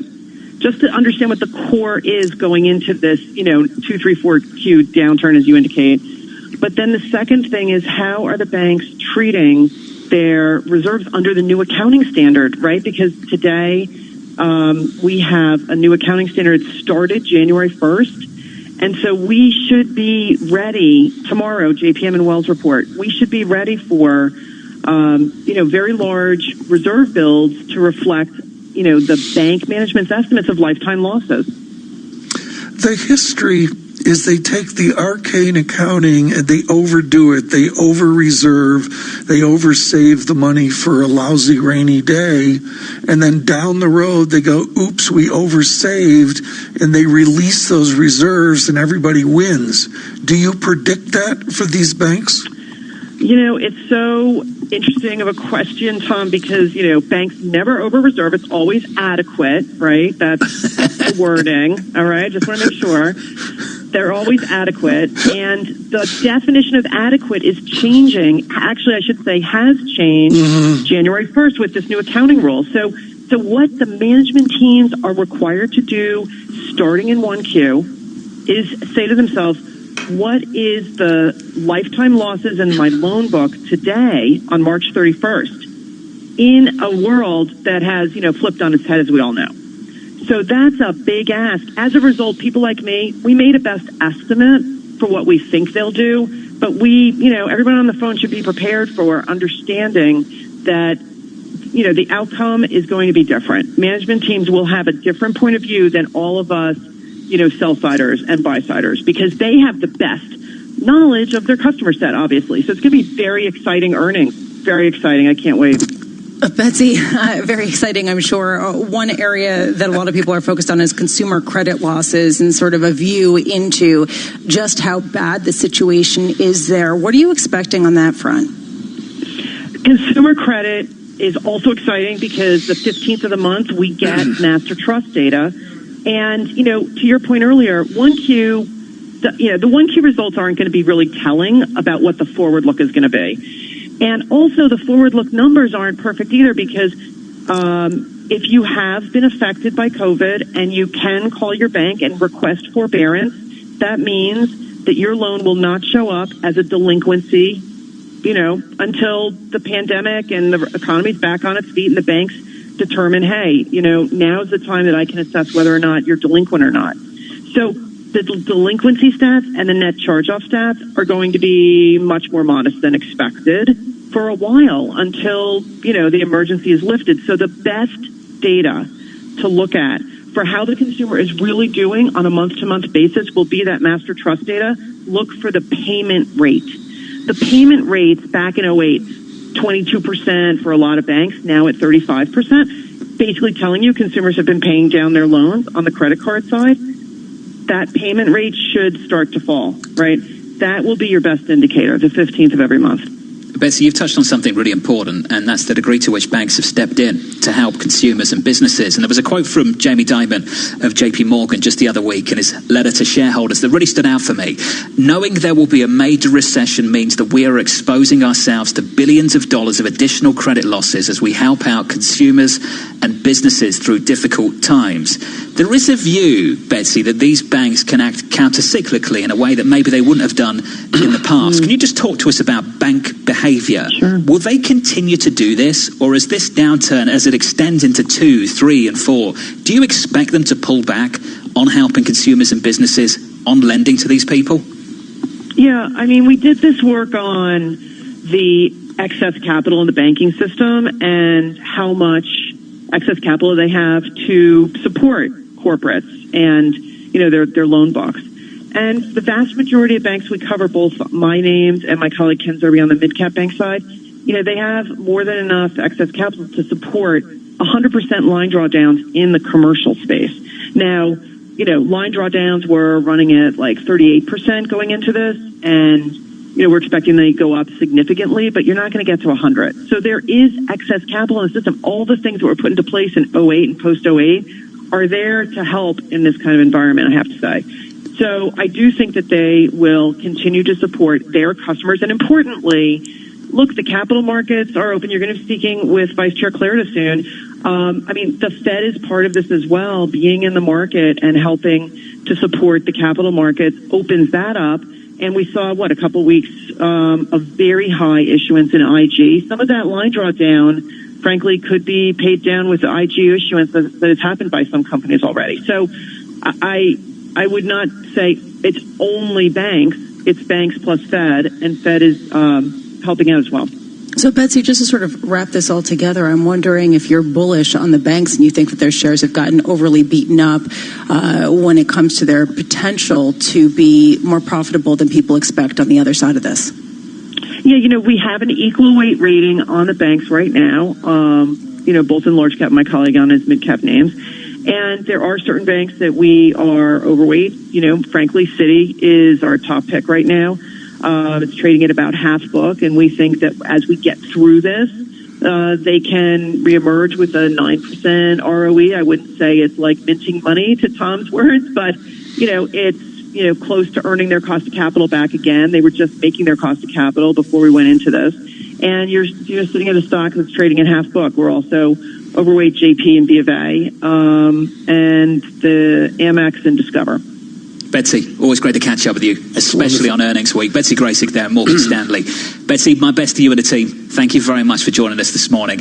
Talking of some of these names, guys, Citigroup, we've seen the big rally, the recent rally off the bottom, but these are names that are still down more than 40% year to date. Citigroup through 2020, Tom. These are names that have been really, really beaten up. Yeah, the resiliency here is the key question. And I just can remember, John, in 08, 09, we're all going to die. They're all going to end up. Charles Peabody was brilliant on that. He just said they're going to do fine. And, It'll be fascinating. Like Betsy says, this quarter doesn't matter. It's next quarter where we really figure out what they're doing. Earnings season picking up over the next few days and weeks. Let's get you some headlines, some news worldwide. We can do that with Bloomberg's Michael Barr. Good morning, Michael. Good morning, John, Lisa, Tom. President Trump retweeted a message on Twitter that was critical of Dr. Anthony Fauci and included the hashtag #FireFauci. The post by a conservative activist in California takes issue with Dr. Fauci on CNN yesterday, where he acknowledged that putting social distancing measures in place earlier would have made a difference. It is not going to be a light switch that we say, okay, it is now June, July, or whatever. Click, the light switch goes back on.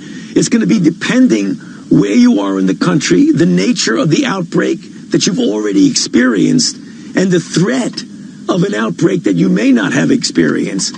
So it's going to having to look at the situation in different parts of the country. Governor Andrew Cuomo says New Yorkers continue to die of COVID-19 at, quote, a terribly high rate, with 758 more fatalities reported. But Cuomo says the trend shows that the epidemic is peaking and the state can begin to plan to reopen. Yesterday marked the 6th straight day of fatalities over 700. Total deaths in the state reached 9,385. More than a dozen people are dead after an Easter weekend outbreak of severe weather across the South. One of the victims was a Mississippi man, 45-year-old Maxie Lowe from Wathel County. He died when a tornado caught him outside his home. His sister, Letitia Dillon, ran towards his home to help. We ran back up in the house and it just tore everything. Everything just ripped off and everything was gone. It was gone. Much of the region was under flash flood, tornado, and thunderstorm warnings and watches overnight. Global news 24 hours a day, on air and on Quick Take by Bloomberg, powered by more than 2,700 journalists and analysts in more than 120 countries. I'm Michael Barr. This is Bloomberg, John. Michael Barr, thank you, sir. Thank you very much. Michael Barr there with the news, your headlines worldwide from New York City. Here's the price action. We continue to recover as this session grows older. We erase some of the losses of the morning. We are down just 8 points on the S&P 500. That is negative 0.33%. The price action elsewhere. Treasuries a little bit lower, yields just a little bit higher, up around about a basis point or two on a 10-year to 0.73%. Bear in mind that we probably will be having a lighter volume session with Europe, much of Europe at home for the holidays and the markets there closed, Tom Keene. In the FX market, the story as follows for you. The euro just a little bit negative. Euro dollar comes down 0.1%. And in commodities, Brent and WTI now turning just a little bit lower on Brent, $31.32. Let's get you up to speed a little bit later on what's happening in the credit space and in the global economy. We'll catch up with Neil Shearing of Capital Economics from New York this morning. Good morning. This is Bloomberg Surveillance.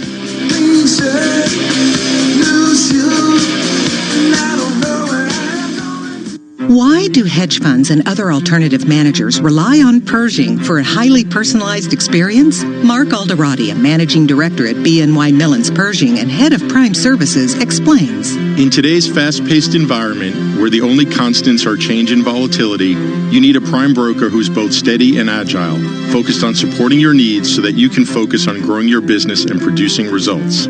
Exceptional client service and advocating for our clients is at the core of what we do. Our award-winning high-touch team is just one of the benefits of working with BNY Mellon. We help alternative investment managers create great experiences for their clients.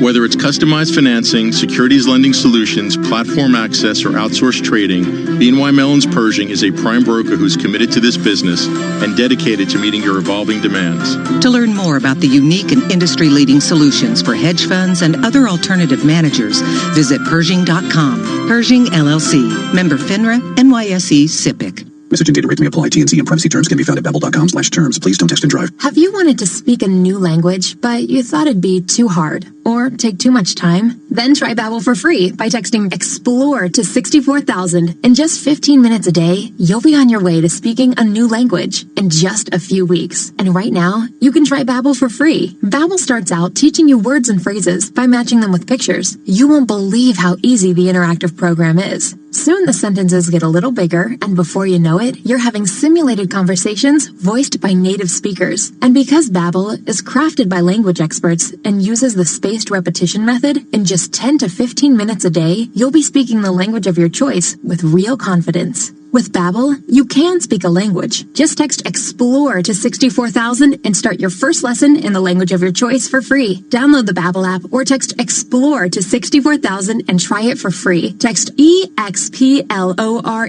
to 64,000. Okay, people, I've got the daily checklist. Who today has eaten dinner for breakfast? Tick. Started a chore you'll never finish? Tick. Done a conference call in your pajamas? Tick. Here's another for your list. BritBox. Streaming the BBC, ITV, Channel 5, and now Channel 4. All in one place and ad-free. So add BritBox to your list and get a 30-day free trial of the biggest box of British box sets. Search BritBox free trial. Tick. Biggest compared to other SVOD providers. Auto renews at $5.99 a month unless cancelled. T's and C's apply. Hiya, it's Mel B.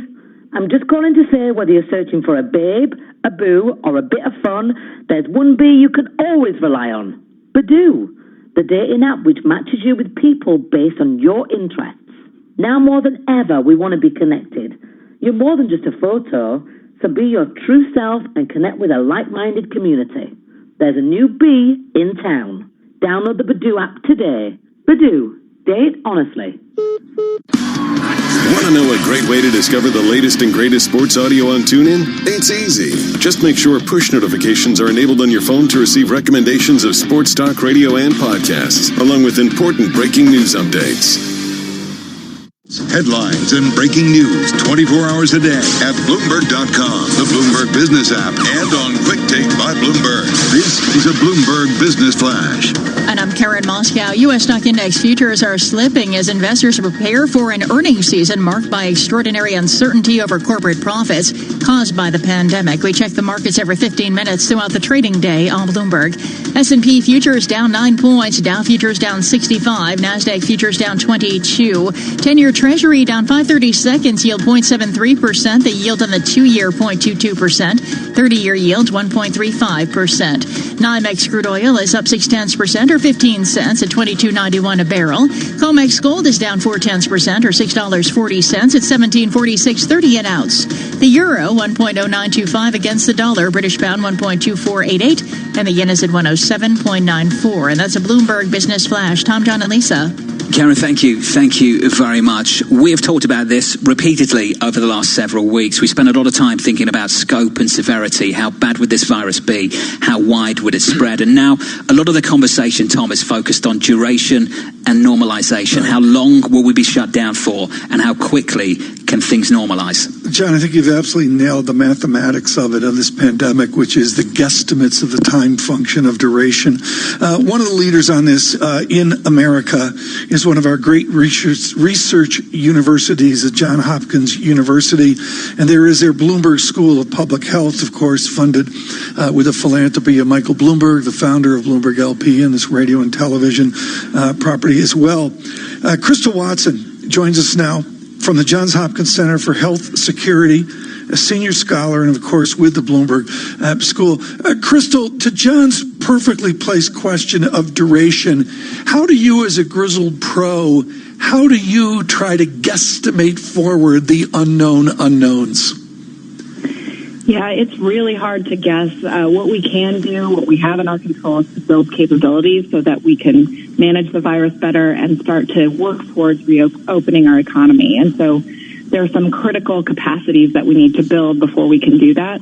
And one of them is testing, and another is contact tracing. So identifying each case and tracing all of their contacts, putting those contacts in quarantine. That's how we break chains of transmission here and get the virus under control.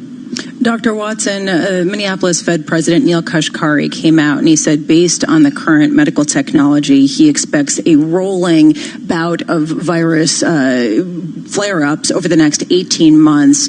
Do you agree? Do you think that that is the most likely outcome, given the fact that we're unlikely to see a vaccine in the next 6 to 12 months? Yeah, so right now that does look like what we're going to see. But if we can build some of these capacities to manage the virus at the state and local level, then I think we can keep it at a manageable level over time, even until we have a vaccine. And this is what some other countries like South Korea, Taiwan, Iceland, New Zealand, they have done this to great effect and are actually able to control the pandemic at very low levels. Doctor, many of our listeners would have heard a lot of people recently talk about antibody testing. Can you walk us through how important that is and how quickly one country, the size of, say, the United States of America, could build out that to such an extent that we could start bringing people back to work and reopen this economy? Right. So antibody testing will tell us a few things. It will tell us personally if we have been infected and recovered. It will also tell us at a population level how widespread the virus is. So that's really important to help us get back to work. And I think we're beginning to see these tests rolled out. I think we can build that over the next couple of months, and that will really help us in managing the virus going forward. Dr. Watson, do you have a time frame for how quickly we could roll out some of this testing capacity? I've heard mixed things about it being in the next few weeks to months away. Yeah, this is a rolling thing. So we're gaining testing capacity every week, and we'll continue to do that. I think it's possible that we could have adequate testing capacity within the next couple of months, really.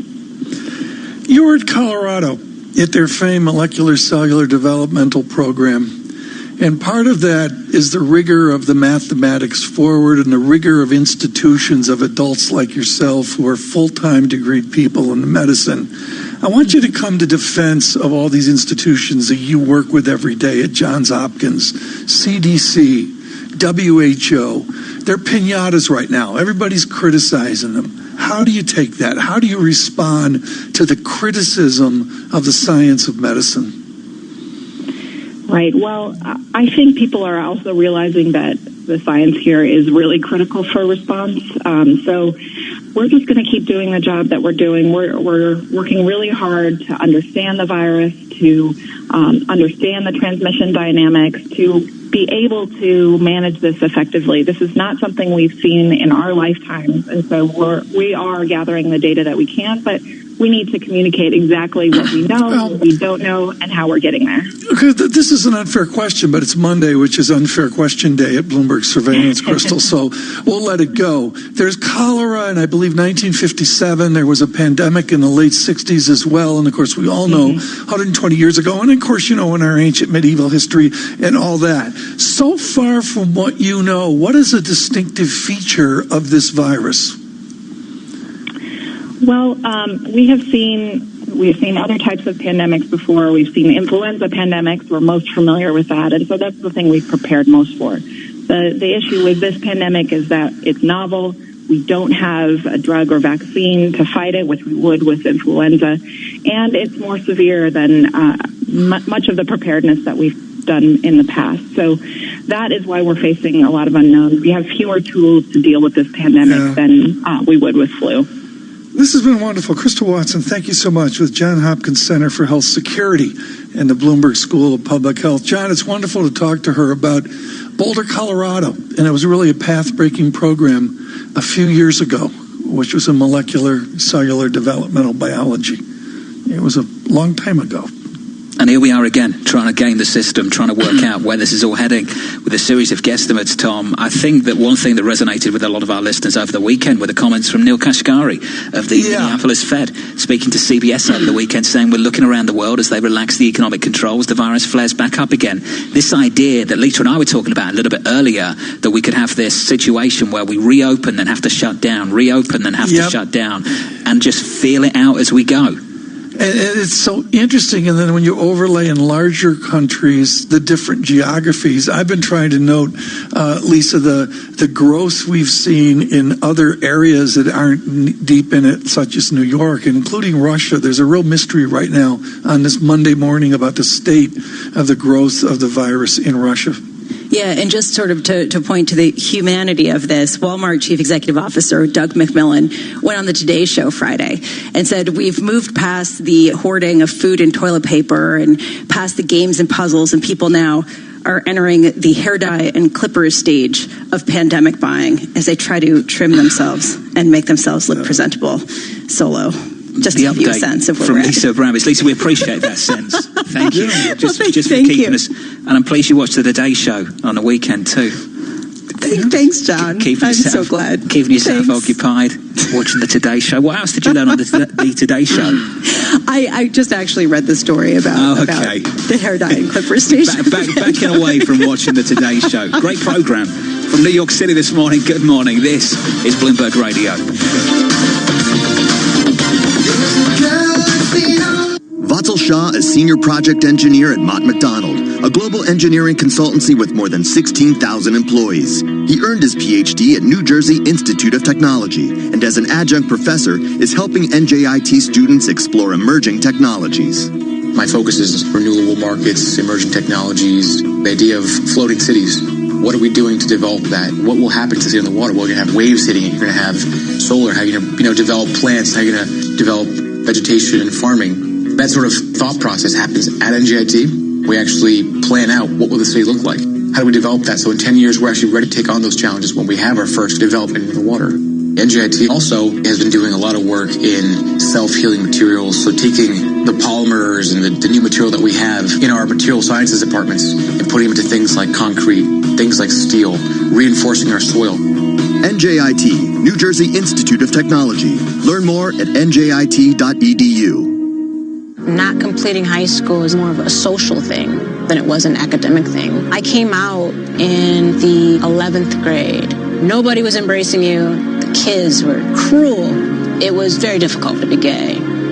Even though all these years have passed, I still had that longing to have my diploma. The hard part was determining that I was going to do it, but I definitely didn't do it alone. At age 30, with the help of her mentor, Carissa finished her high school diploma. I have a mentor, Maria. She convinced me to continue my education and to finish what I started to get my diploma. Just never judges. She's a true role model. If you're even considering getting your high school diploma, go get it. You can do it. No one gets a diploma alone. If you're thinking of finishing your high school diploma, you have help. Find free adult education classes near you at finishyourdiploma.org. That's finishyourdiploma.org. Brought to you by the Dollar General Literacy Foundation and the Get your MLB fix with these great podcasts on TuneIn. Fill your seventh inning stretch with the Ringer MLB Show. I just can't get over it. It's like, oh, well, Jeter Downs didn't realize he was a top. Like, my dad is drinking the Kool-Aid on this. He's like, of course. Mookie was going to leave. I'm like, what do you mean? You don't know that. Slide into second with the Starting Nine podcast. Nolan Arenado slides right into the top spot for a favorite baseball player. Active in the league right now. It is a pleasure to be sitting next to you, sir. Thank you, man. I appreciate it. Thank you. This is we've been waiting a long time for this. We actually, in terms of like active Round the Bases with the Statcast podcast. Ways of going about it. I picked third, so in some ways it made it easier for me. Mike, just to go over the first couple of picks.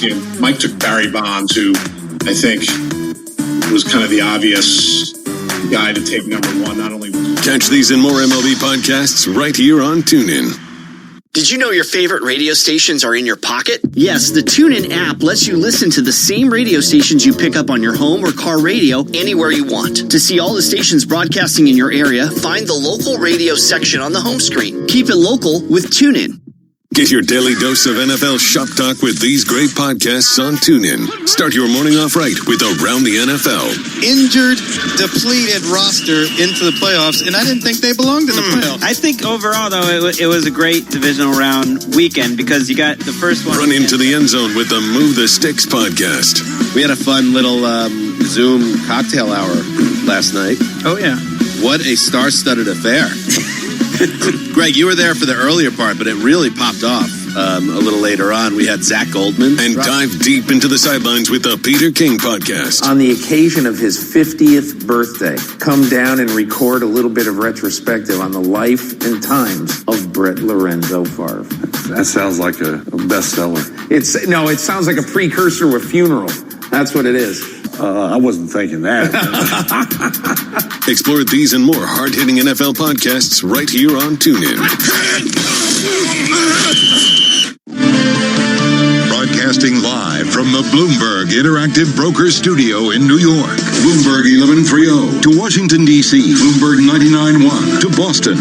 Bloomberg 106.1 to San Francisco. Bloomberg 960 to the country. Sirius XM Channel 119 and around the globe. The Bloomberg Business app and BloombergRadio.com. This is Bloomberg Surveillance. From New York City, this is Bloomberg Surveillance for our audience worldwide. We're live on Bloomberg Radio, where equity futures trim this morning's losses. We're down just 13 points on the S&P 500, down around about 0.5%. A little bit earlier in the program, we talked about Goldman Sachs saying it's unlikely we'll retest the bottom given the latest moves from Fed policymakers and the fiscal package as well. Here's the latest from Morgan Stanley, raising year-end S&P 500 bear, base and bull targets to 2,500, 3,000, and 3,250. And this is what they've got to say. Our target increases are purely a reflection of higher multiples. If there is one lesson we have learned, it's that when risk premium appears, you better take it before it quickly disappears. So this is Morgan Stanley raging bulls? I don't know if we can call them that yet. And I also have to say they have been more on the constructive side over the last several weeks as we've had this bear market rally. They've been one of the houses, one of the shops saying, step back in, add risk. It just seems like they're saying, add a little bit more risk here. So the bear case is 2,500. The base case is 3,000. This is year end. And the bull target is 3,250. I'm struggling with this idea that the fundamentals look pretty terrible when you think that almost 1 in 10 Americans has lost their jobs in the past 3 weeks. And you look at what we're expecting from earnings, which is a big question mark, and the fact that people are just putting their full faith in the stimulus that we're getting from Congress and the Federal Reserve, John. That is what this is a bet on. And we've seen it from multiple different analysts. Elisa, there's some real tension, real tension. I noticed it over the weekend and over the last several weeks between the data we're getting and the market's response to it at the moment. And there is a belief that there is this huge divide between Main Street and Wall Street. And we can discuss that over the next weeks, months, and probably years and decades, to be honest with you. I think it's worth pointing out, though, that stocks, by their nature, are an anticipatory asset class. And more people are hoping that in the future we'll have job gains and not job losses. I just wonder, though, whether we're setting ourselves up for a little bit of pain here. Mark Dow, a fund manager, wrote recently, and I thought this was really, really interesting. A bear market rally gets set up as follows. You have the squeeze, then you have the fear of missing out, then a capitulation. And I just wonder how people respond in the next several weeks to some real ugly earnings and some pretty dire forecasts as well. Well, that's what I'm struggling to understand, Tom. I mean, the anticipatory, yes. What are we anticipating? We're anticipating a better world, seemingly, Lisa. I mean, but what guidance are we going to get about that when so much hinges on medicine? Thank you, John. Thank you, Tom. The markets always get out front. The markets, I mean, this is timeless, and if you study every crisis, there's a bottom. We don't know where the bottom is or that. And if you're going to participate, you climb on board. This weekend, Doug Cass was taking endless victory laps about how smart he was. Cass didn't try to pick the bottom. He just got on board, and that's the art of it. And should you get on board this morning? I'm not going to say that. I mean, we can have that debate. Look, everything I'm saying is not a judgment on where market pricing is. It's just a reflection of what many people are telling us, that they think things in the future will improve based on the stimulus package we've had. May well be wrong. I've emphasized repeatedly over the last week or so, markets try to anticipate the future. Just because they try to doesn't mean they're very good at it.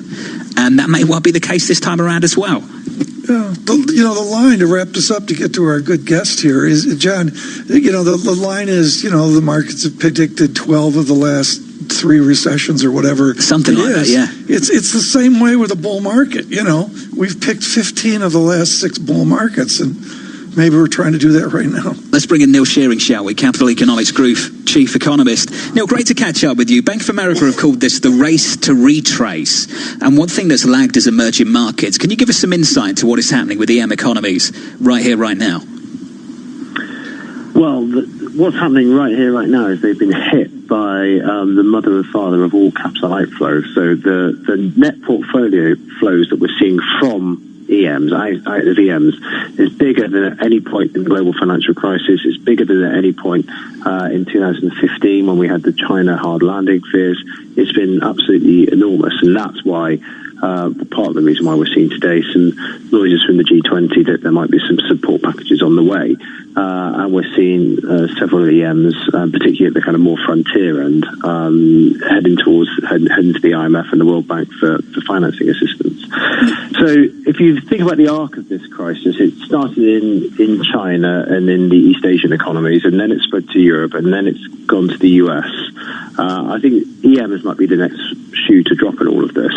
And the really interesting thing there is that from the perspective of the crisis management and containing the virus, it's going to be really difficult for these containment measures to work given the structure of these economies. I want to pick up on something that you said. The G20 nations are looking to provide some relief, particularly to the frontier nations. And there was a report over the weekend that they're working out some sort of debt relief or deferment agreements. What color do we have on that? How much is that going to be a model going forward for some of these developing nations? I suspect we don't have very much colour at the moment, but I suspect it will be like most of the debt agreements that we've seen over the past 20 or 30 years. There will be some debt restructuring. Some of that might involve old-fashioned default. Some of it might mean the actual restructuring with the debt contracts, pushing back the principal and so on and so forth. And in many cases, there'll be some conditions attached to that. I think the conditions are the interesting part, particularly where the IMF's involved. And it's pretty obvious what you need to do in a good old-fashioned balance of payments crisis. Often you just need to tighten fiscal policy, tighten monetary policy, get the currency under control, and get the public finances back onto an even keel and the balance of payments back onto an even keel. This is a bit different insofar as it's an exogenous shock that's hit these economies rather than anything that's rooted in a domestic balance of payments problem. I think that puts the IMF and others in a bit of a bind insofar as what are the conditions that they should be imposing on these countries in these extraordinary times. So, Neil, we've been talking about how stocks are anticipatory, and right now they seem to be anticipating a recovery.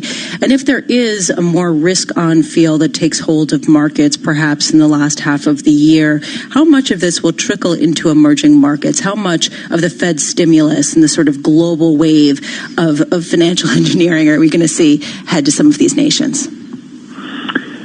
It's a good question, and I think we're already starting to see some signs that EM markets are starting to stabilise, and some of the stress that we had probably about 2 or 3 weeks ago when we had that big dollar squeeze and the fight to dollar seems to have eased a little bit. Financial conditions in emerging economies on the measures that we track have come off a bit. They're elevated, but they've come off a bit. So I think we're already starting to see the second round effects of that Fed action and other central bank action starting to feed through into emerging economies.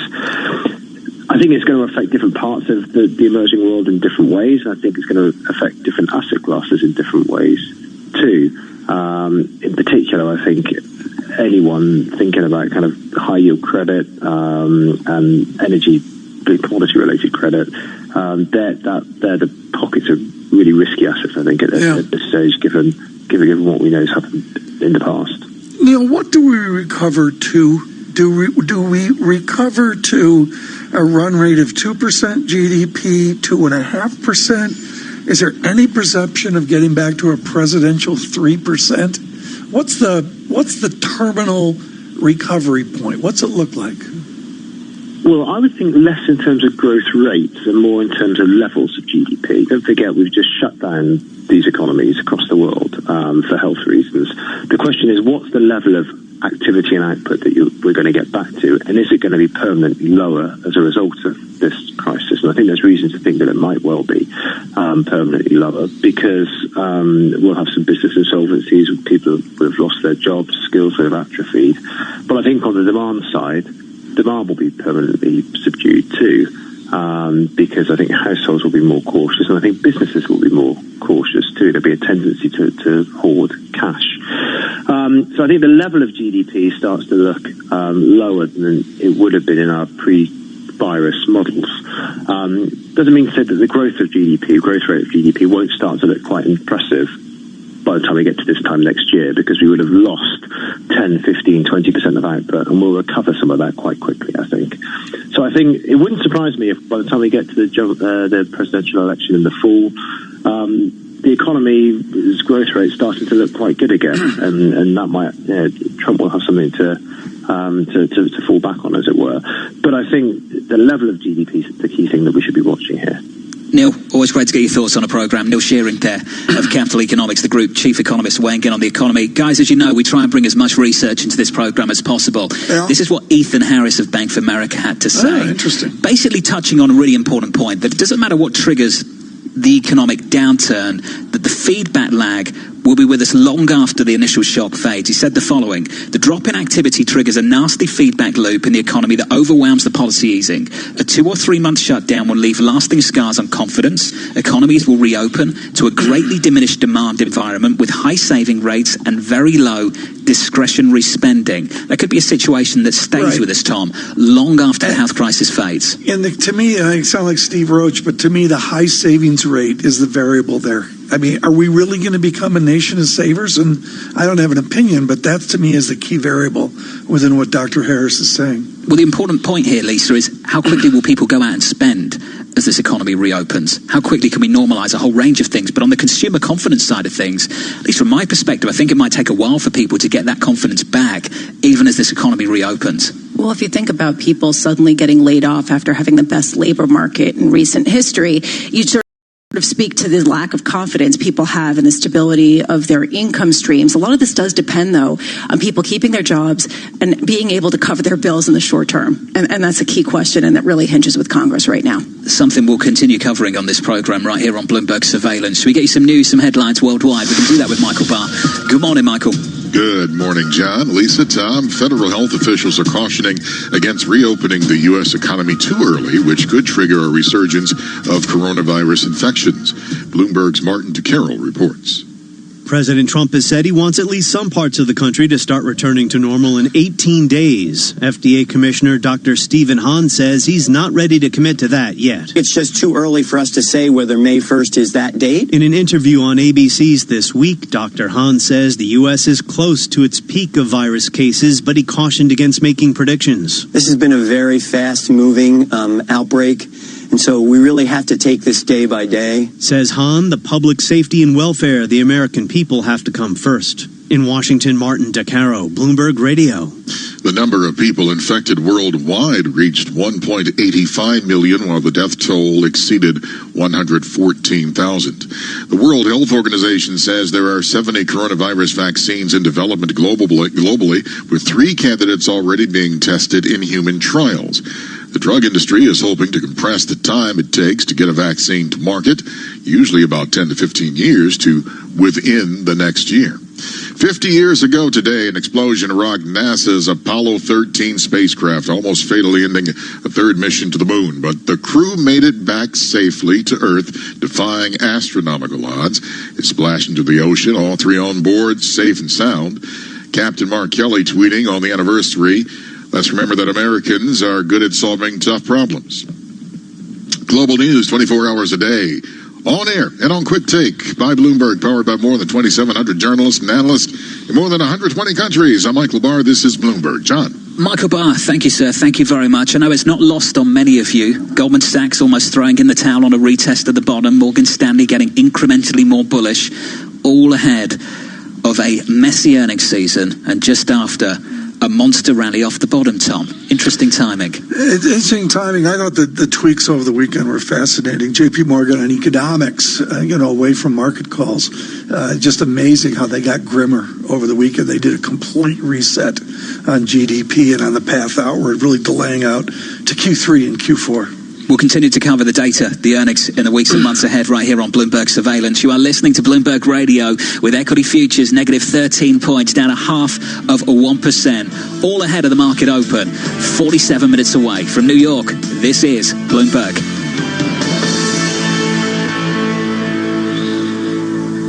This is your Bloomberg Real Estate Report. I'm Denise Pellegrini. The housing market is basically frozen right now, according to some real estate agents. Home shoppers have money to spend, but with so many people hunkering down now, it's hard to find a motivated seller. And that sounds like a tight housing market, right? But that may not be the case. George Wright, senior economist at Realtor.com, says if your house is on the market right now, some people may assume that it's on sale because you're desperate. Meantime, Mark Zandi, chief economist at Moody's Analytics, says sales will slump and then prices are going to drop. He says some of the biggest drops could occur on the West Coast because those homes were the most overvalued compared to incomes of anywhere in the nation.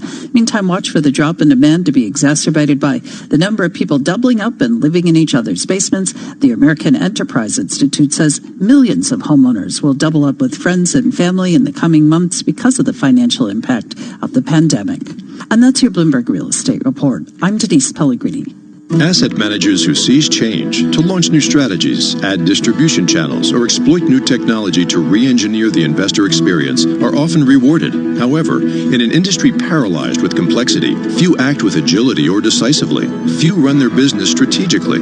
Yet, the most competitive managers in the market know with the right partner and a flexible operating platform, you can. Go boldly toward change with SEI Investment Manager Services. I'm Steve Meyer, president of SEI's Investment Manager Services. At SEI, we understand the emerging forces that will define success for asset managers and what firms will need to compete tomorrow. That's why we continually optimize SEI's global operating platform. If your business requires greater agility, our advanced technology, integrated best-in-class systems, and multi-asset expertise can be your catalyst for business transformation. With SEI Investment Manager Services, you lead the charge in a competitive marketplace. Learn more at SEIC.com/seize change. This week on the New Yorker Radio Hour, we'll look at race, politics, and the pandemic. Social distancing is critical, but you have to have a certain class position, really, to be able to fully engage that practice.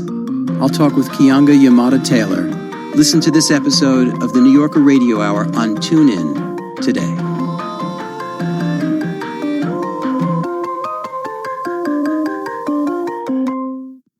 Be part of the college sports conversation on TuneIn. Hear the latest storylines around SEC football with the Paul Feinbaum Show. I distinctly remember when you were hired, and I must say most of us thought you were out of your mind, giving up. I wouldn't call it a cush job because you were traveling across the country. Get your college hoops fix with college basketball talk on NBC Sports. Headed by Shabazz Napier.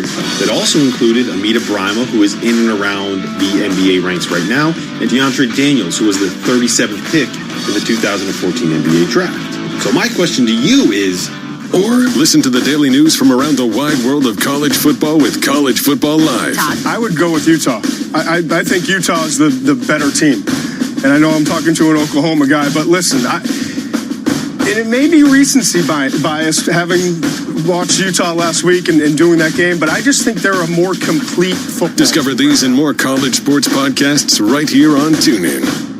Lines and breaking news 24 hours a day at Bloomberg.com, the Bloomberg Business app, and on Quick Take by Bloomberg. This is a Bloomberg Business Flash. And I'm Karen Moscow, and U.S. stock index futures are lower this morning. S&P futures down 9 points. Dow futures down 80. NASDAQ futures down 26. No trading in Europe today. 10-year Treasury down 11.30 seconds, yield 0.75%. The yield on the 2-year 0.22%.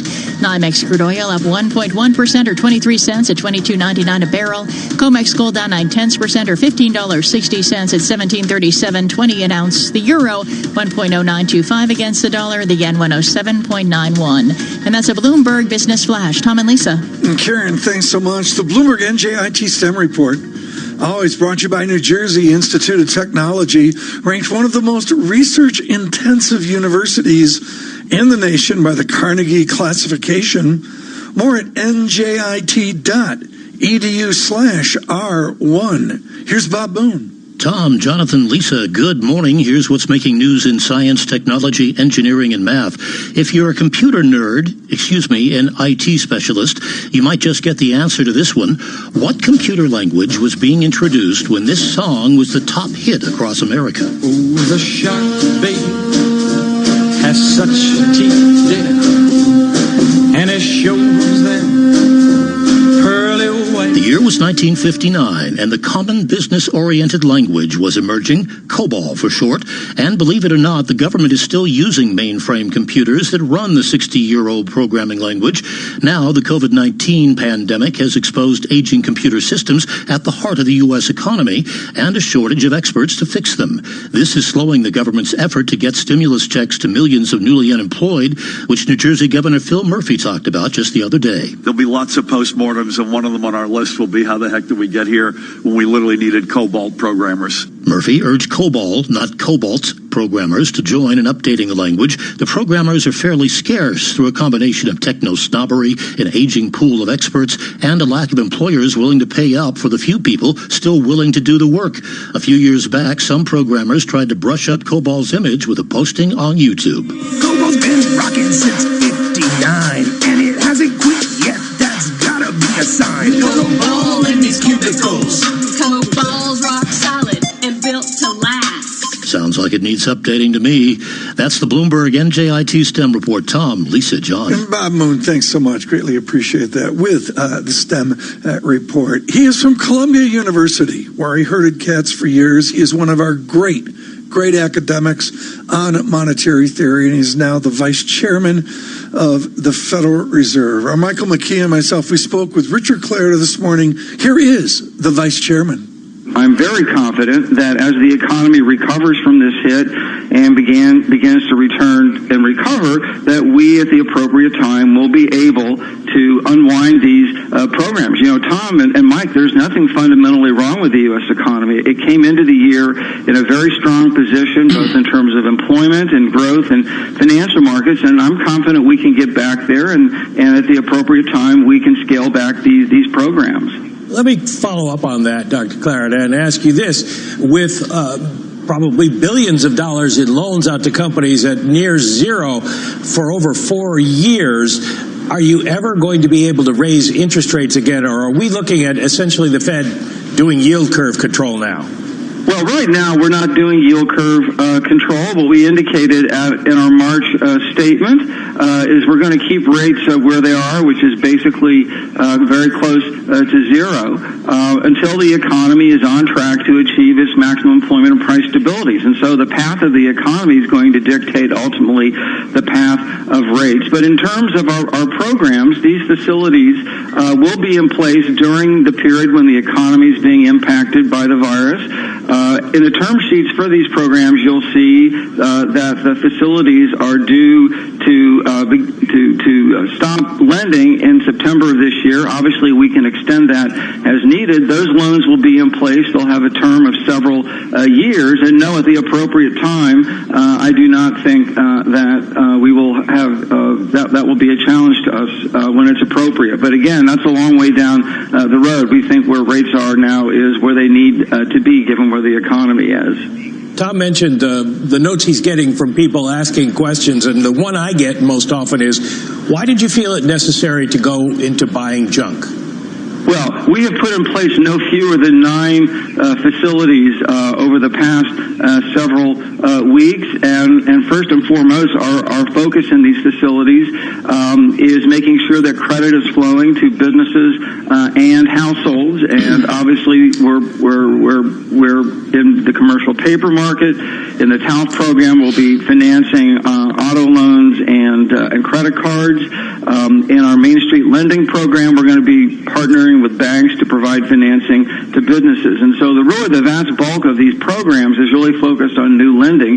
There is an element of one of these programs that will be purchasing assets in the secondary market. I think an important point for your listeners and viewers to recognize is that several important companies in the U.S. were investment grade up until this crisis hit. And what we've said in our programs is that, you know, if they've been downgraded after the date of the crisis, they will have access to these facilities. But that really is our focus in these programs. Mr. Vice Chairman, the elasticity here, the outcomes of this pandemic are extraordinary, and I'm not asking you to play epidemiologist today unless you'd like to. But what I would suggest is we don't know the speed of outcome What do you do if we get a more optimistic outcome? What do you do as an institution if there's a rapidity to our recovery? Well, and obviously, Tom, we are looking at a very wide range of scenarios, as I'm sure are other central banks and policy makers. And we have gotten a lot of bad news in the last several weeks in terms of the spread of the virus and the impact, obviously, in the labor market with 16 million initial claims over the last several weeks. So the economy is taking a hit, as I've said, because there's nothing wrong with the economy. We've asked people to step back from economic activity. There are scenarios that are more optimistic, and obviously we certainly hope and pray that they materialize. If they do, that'll be a good situation to be in. We will have in place programs that are essentially, Tom, what we're doing is we're building a bridge until the economy can get to the other side and begin to recover. And if that happens sooner, we'll certainly know what to do at that time. The vice chairman of the Fed, in the spirit of that was a lot of fun to do that with Michael McKee. Lisa, what I think is so important here is he mentioned this, I don't believe it was on tape, and Chairman Powell did as well. These guys are lenders. It's not fiscal stimulus. They're lending money into the system, and the implication is they get it back down the road. And this is an important distinction at a time when people are looking at their unprecedented actions and saying, are they overstepping some of their bounds? And I think that that's sort of what they're responding to with that comment. Yeah, and it's just that simple. Just a really great conversation. Oh, it was fantastic. And really talking about how they do plan to unwind their balance sheet. That'll be interesting to see. Think that they're going to be able to do that, Tom? Commit to it right now. I committed. Punt. We will see. Stay with us, folks. Worldwide, this is Bloomberg. This is a message from the government about this bank holiday weekend and keeping yourself, your friends and family safe from coronavirus. This bank holiday weekend, do not go out unless absolutely necessary. Do not meet up with anyone outside your household. Do not put the lives of your loved ones in danger. Stay in touch with them on social media or give them a call. Anyone can get coronavirus and anyone can spread it. Stay home. Protect the NHS. Save lives. Thank you. Thank you. Thank you. Thank you. Thank you. Thanks to National Lottery players, communities across the country are about to benefit from up to £300 million of funding. Thank you. Thank you. Money that will help support the most vulnerable in these exceptional times. Thank you. Thank you. Food banks, local health organisations, charities combating loneliness, and thousands of other community causes will all get vital resources. Thank you. Thank you. And it's all thanks to you, playing the National Lottery. Your numbers make amazing happen. You love TuneIn for live breaking news from CNN, MSNBC, Fox, CNBC, and more. But when you can't catch your favorite show as it airs, it might just be a click away as a podcast. Search your favorite news station to explore all the on-demand news shows on TuneIn. It's TuneIn Sports on this day. On this day in 2019, Greg Popovich surpasses Lenny Wilkins to become the all-time winningest coach in NBA history with his 1,413th win. One is in the books. The Spurs hang on to steal it. Greg Popovich with 1,413 career wins, the most in NBA history. To listen to conversations breaking down the moments just like this, search sports to be part of the discussion on TuneIn. For weeks, we've heard about panicked shoppers causing a run on toilet paper by irrationally hoarding it. But that ignores one key factor. That the toilet paper you use when you leave the home is not the same toilet paper you use at home. How incomplete information, whether about supply chains or infection rates, leads to incomplete narratives. Don't miss this week's On the Media from WNYC. Listen to the On the Media podcast from WNYC Studios on TuneIn today. A lot of people aren't aware that TuneIn lets you listen to the same terrestrial stations that you pick up on your FM AM dial, except you can hear them from anywhere. To see all the stations broadcasting in your area, find the local radio section on the home screen. Keep it local with TuneIn. Be part of the college sports conversation on TuneIn. Hear the latest storylines around SEC football with the Paul Feinbaum Show. I distinctly remember when you were hired, and I must say most of us thought you were out of your mind, giving up. I wouldn't call it a cush job because you were traveling across the Get your college hoops fix with college basketball talk on NBC Sports. Headed by Shabazz Napier. That also included Amita Brima, who is in and around the NBA ranks right now, and DeAndre Daniels, who was the 37th pick in the 2014 NBA draft. So my question to you is... Or listen to the daily news from around the wide world of college football with College Football Live. I would go with Utah. I think Utah is the better team. And I know I'm talking to an Oklahoma guy, but listen, and it may be recency bias having watched Utah last week and doing that game, but I just think they're a more complete football. Discover these and more college sports podcasts right here on TuneIn. Get it right the first time. We always talk about the losers in a trade war. You benefit if you're just further away from China. So that you can too. What are the ramifications if she crumbles or doesn't crumble? Bloomberg Radio, the Bloomberg Business, Radio.com, and iHeartRadio apps, and BloombergRadio.com. Bloomberg, the world is listening. From the financial capital of the world, 24 hours a day at Bloomberg.com, on the Bloomberg Business app, and on Quick Take by Bloomberg. This is Bloomberg Radio.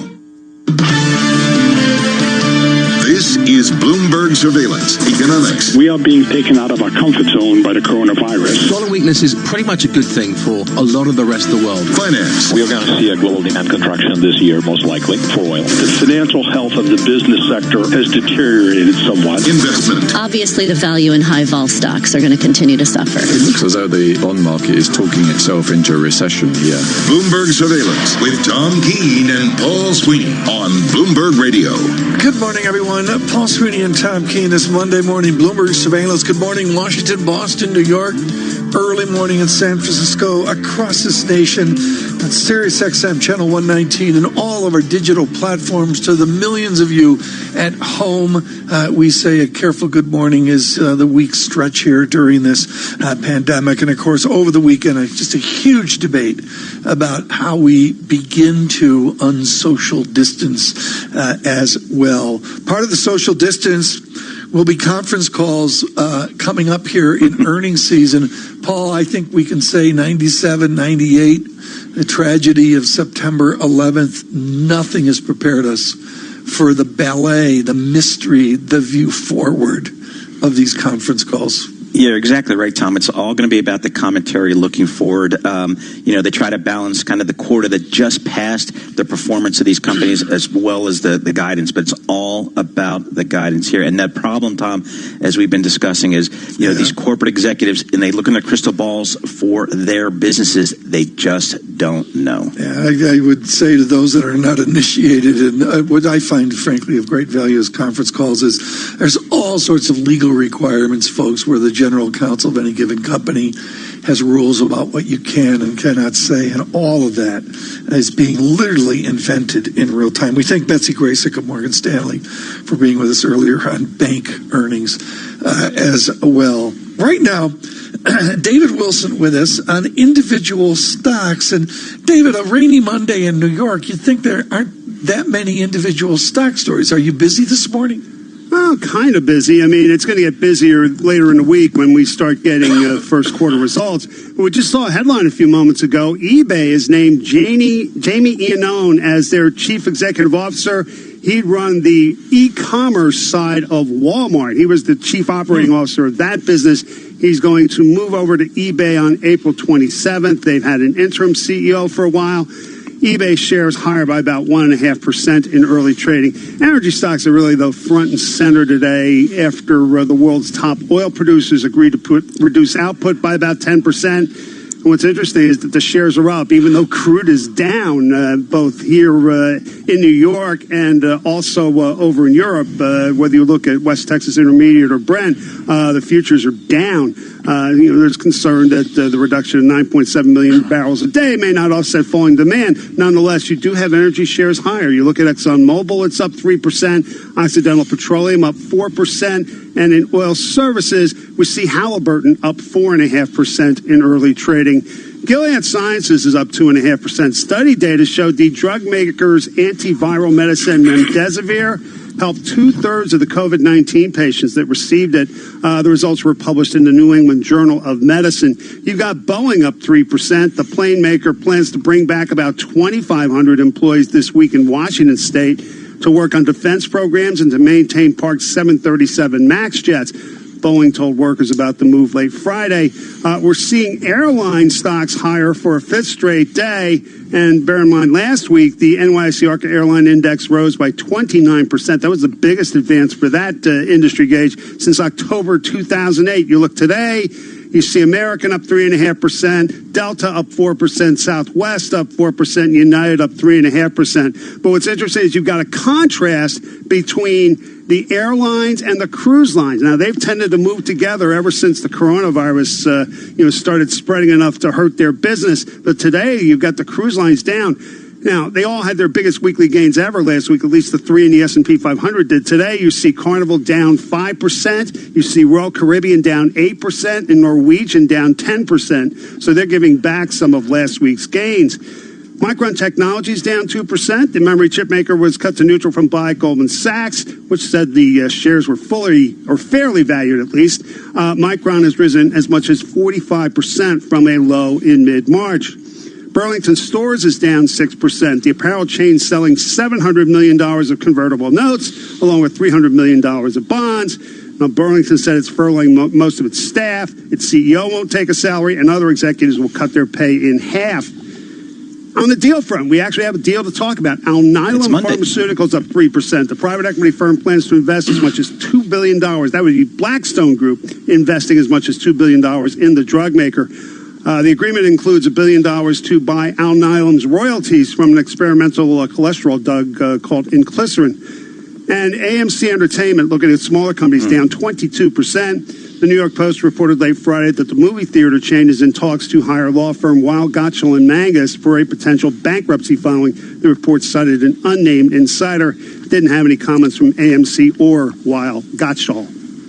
Bloomberg Stocks editor Dave Wilson, thank you so much for that. A lot going on as we gear up for what is to be the beginning of earnings season. As Dave was just mentioning, the question, Tom, is, what can these companies really say? How speculative can they be? Should they be? Let's welcome our good friend, looking at Arthur Levitt, former chairman of the Securities and Exchange Commission and also a Bloomberg LP board member. Arthur, again, Tom and I were talking about, these earnings coming up and what the companies can say, what they should say. What's the SEC's policy here as you go into this really, really uncharted territory for these executives? Well, I think, as Tom said before, it's all about guidance.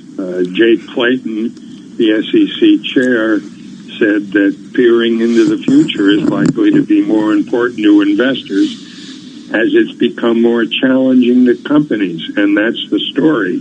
The first quarter's earning call and news releases, which begin in abundance this week, are not going to be routine. Some companies like Johnson & Johnson have already stated that coming full-year earnings guidance will probably be way off the mark. That's a remarkable statement. Yeah, well said, Arthur. And the question to me is, and I understand there's some exceptions where you can look forward and, what's Apple doing in China and name the other 400 companies that we want to listen to. Arthur, shouldn't they just get on the phone and say, this is unusual. We're going to keep this call to 15 minutes. Make a statement and take one question? Yeah, I doubt that they will do that, though. Yeah. I think the overwhelming inclination of executives in a time of such uncertainty is probably to talk more than they should. They'll try to anticipate every question and hit every issue. Now, some companies like Johnson & Johnson have already said that full year's earnings guidance is probably way off the mark. Paul, talk more than they should. That's like a New York Giants press conference. Exactly. I mean, so Arthur, do you think the SEC is going to take a more lenient approach to kind of some of the disclosures or the commentary that some of these companies make? I mean, I know historically, companies are really, really going to err on the side of caution when they're making forward-looking statements. Historically, do you think they may just be a little bit more open in saying this is kind of how we think it might play out? I think there's no question that they'll be more open. And I think the way Chairman Clayton worded his release suggests that there'll be some flexibility about the issue of guidance.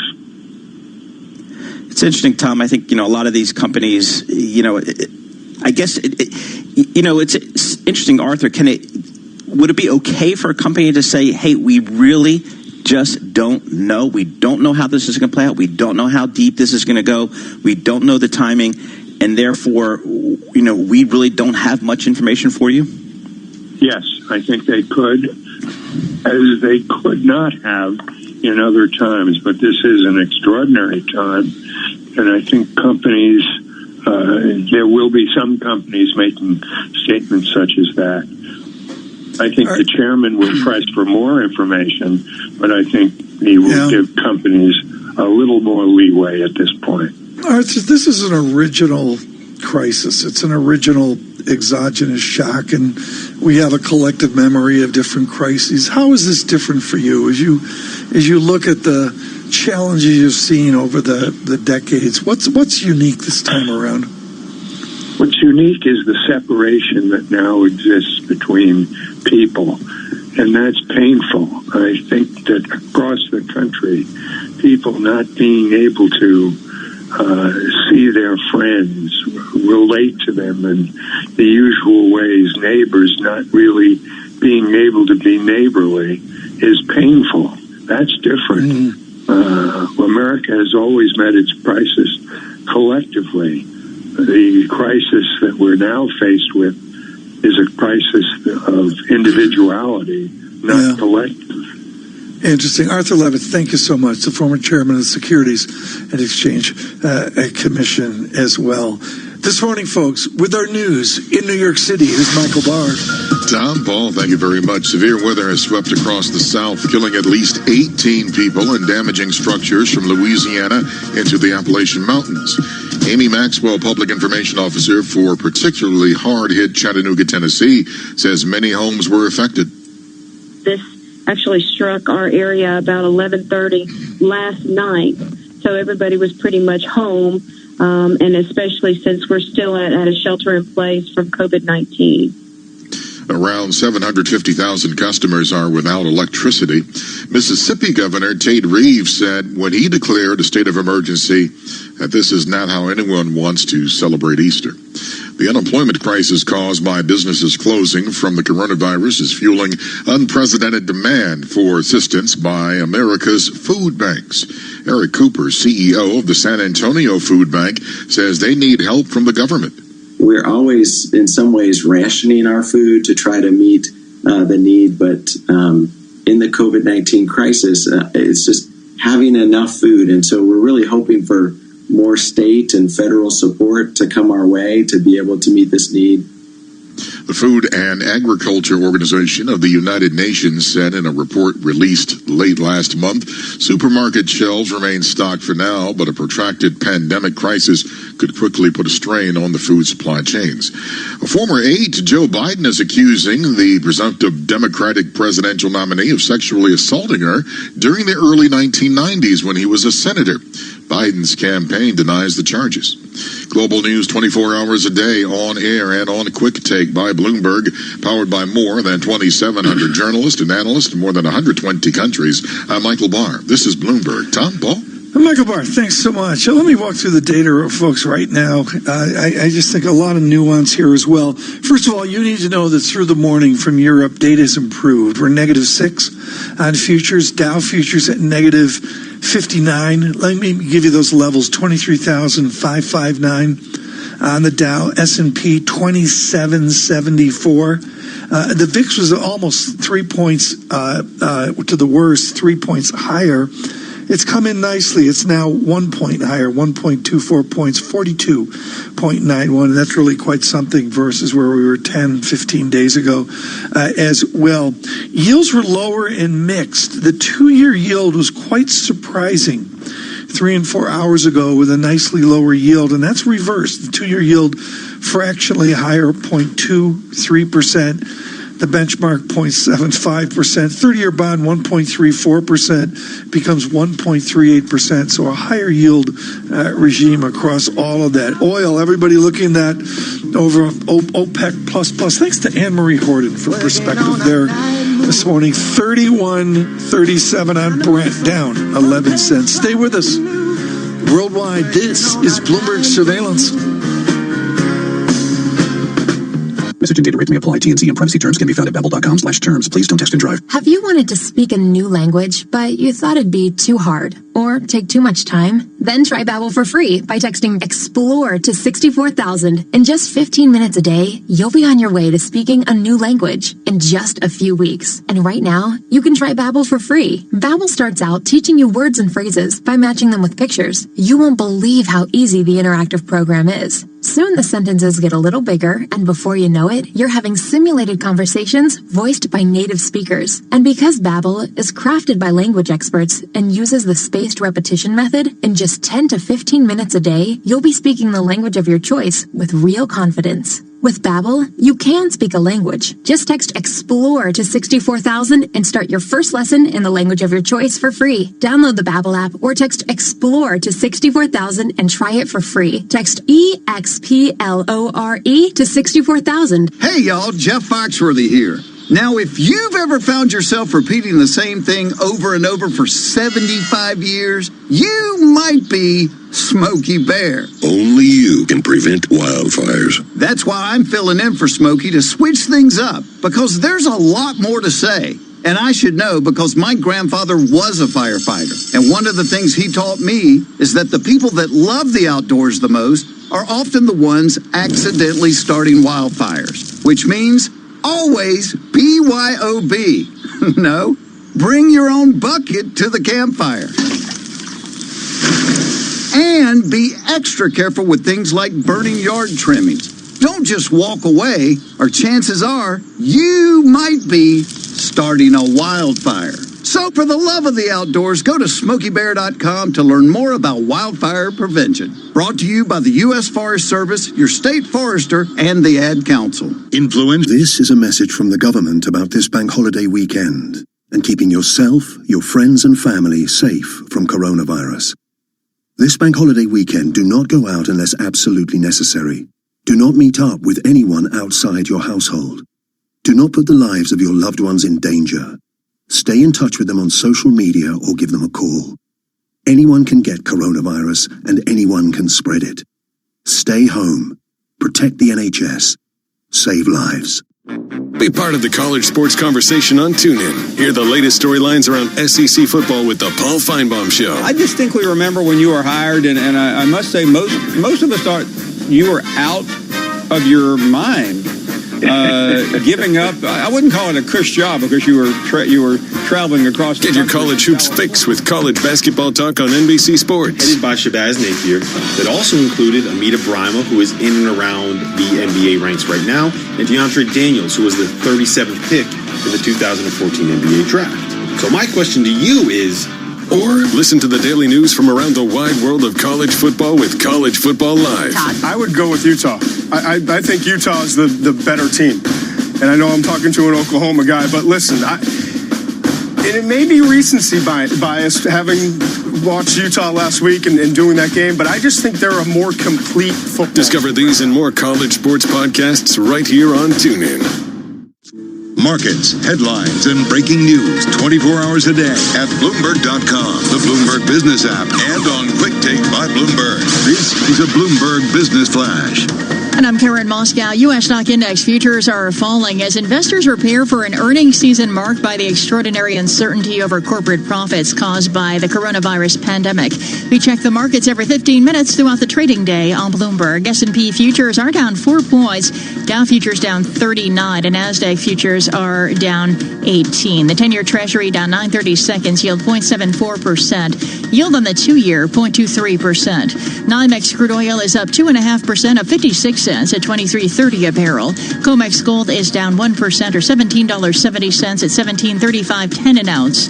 The euro 1.0920 against the dollar. British pound 1.2497. And the yen is at 107.88. And that's a Bloomberg Business Flash. Tom and Paul.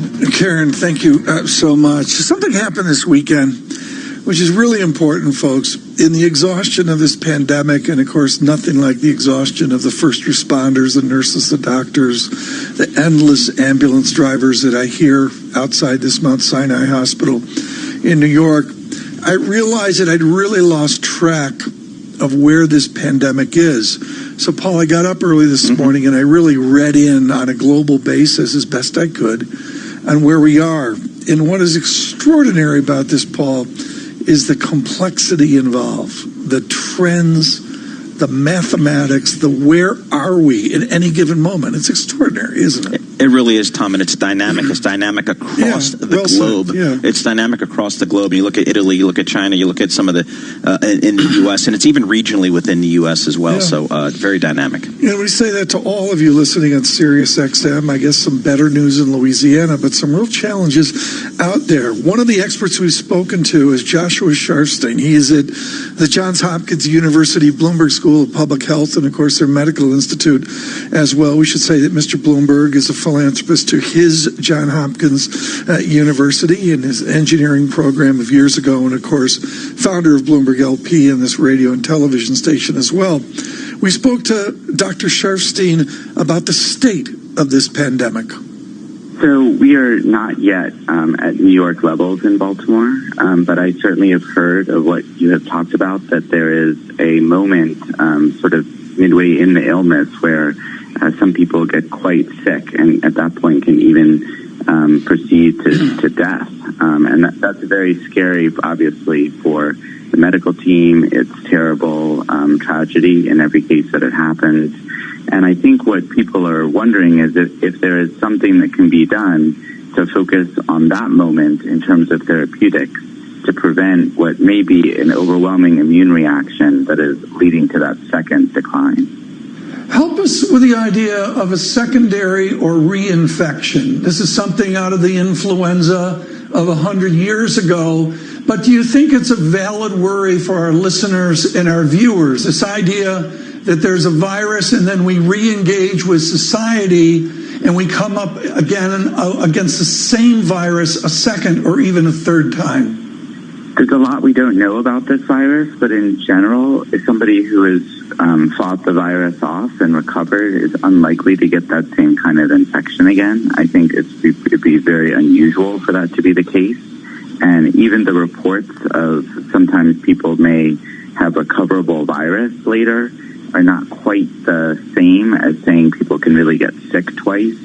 So I think that we'll have to see what the data is, but it's probably a reasonable assumption at this point that people who at least were reasonably sick and got better are unlikely to get that sick again. Mm-hmm. The Prime Minister was exceptionally eloquent. I read it in the Telegraph this morning about the nurse from New Zealand, and I believe the nurse from Portugal as well, who he literally said kept him alive.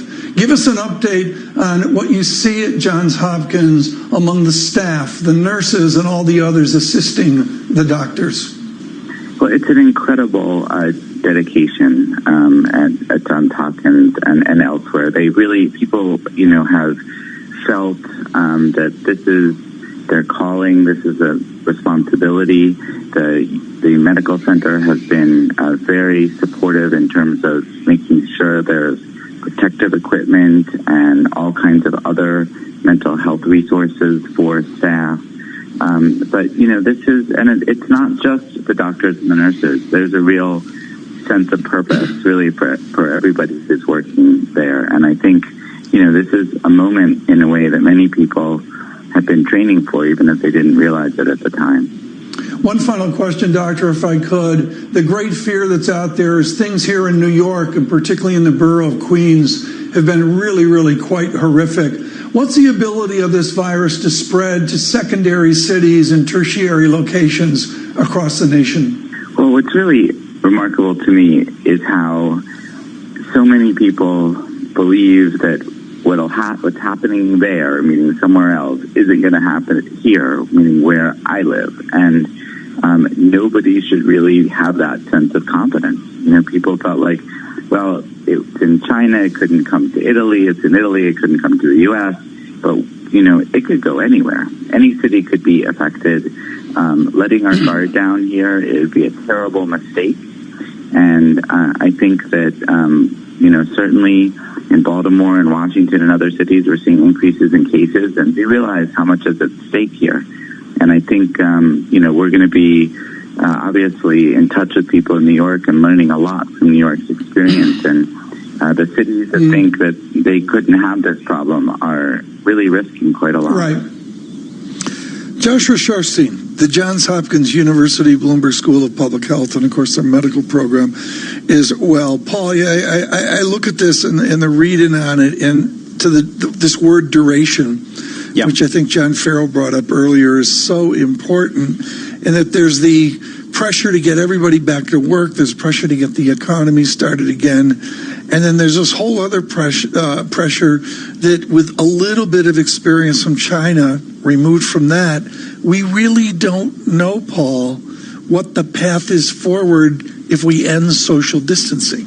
We just don't know. We really don't, Tom, which really puts, I think, the pressure on, the biotechnology and the pharmaceutical industry to really be aggressive in terms, and the regulators associated with those industries to really be aggressive on treatments and vaccines. I mean, I think a lot of people probably won't feel comfortable without social distancing unless you have something really on the therapeutic side. And so, we're seeing, I saw in the Bloomberg News article today, 70 companies, 70, working on some types of treatments and or vaccines. And, it appears that the FDA and other regulators around the world are being absolutely as flexible as they can to try to move that game forward. And that's, I think, where we probably need to get to before you have a full reopening of the economy. And I think I said this once this morning, folks, and I say it again. I just was wrong this weekend. I really felt there were fewer sirens, Paul, Saturday and Sunday, and I was wrong. Starting last night, there were a lot more sirens in the morning. And you're right there across Mount Sinai. So it's not record level like it was a week ago, but nevertheless, you could hear the medical community working through this pandemic. Please stay with us worldwide. This is Bloomberg.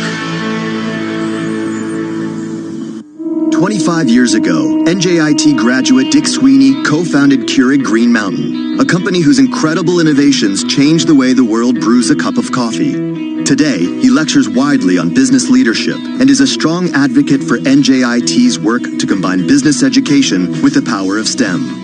NJIT is definitely fostering the innovative thinking for budding entrepreneurs simply because that's the world we live in. NJIT is producing students that have been trained, educated, and given the business acumen to be a contributor to a company. The distinct mission is to develop great STEM scholars. The attributes I've always looked for in team members are heart, smarts, guts, and luck. So we want people with passion, intelligence, courage, and never discount luck. The student coming out of NJIT has experienced all of that. NJIT, New Jersey Institute of Technology.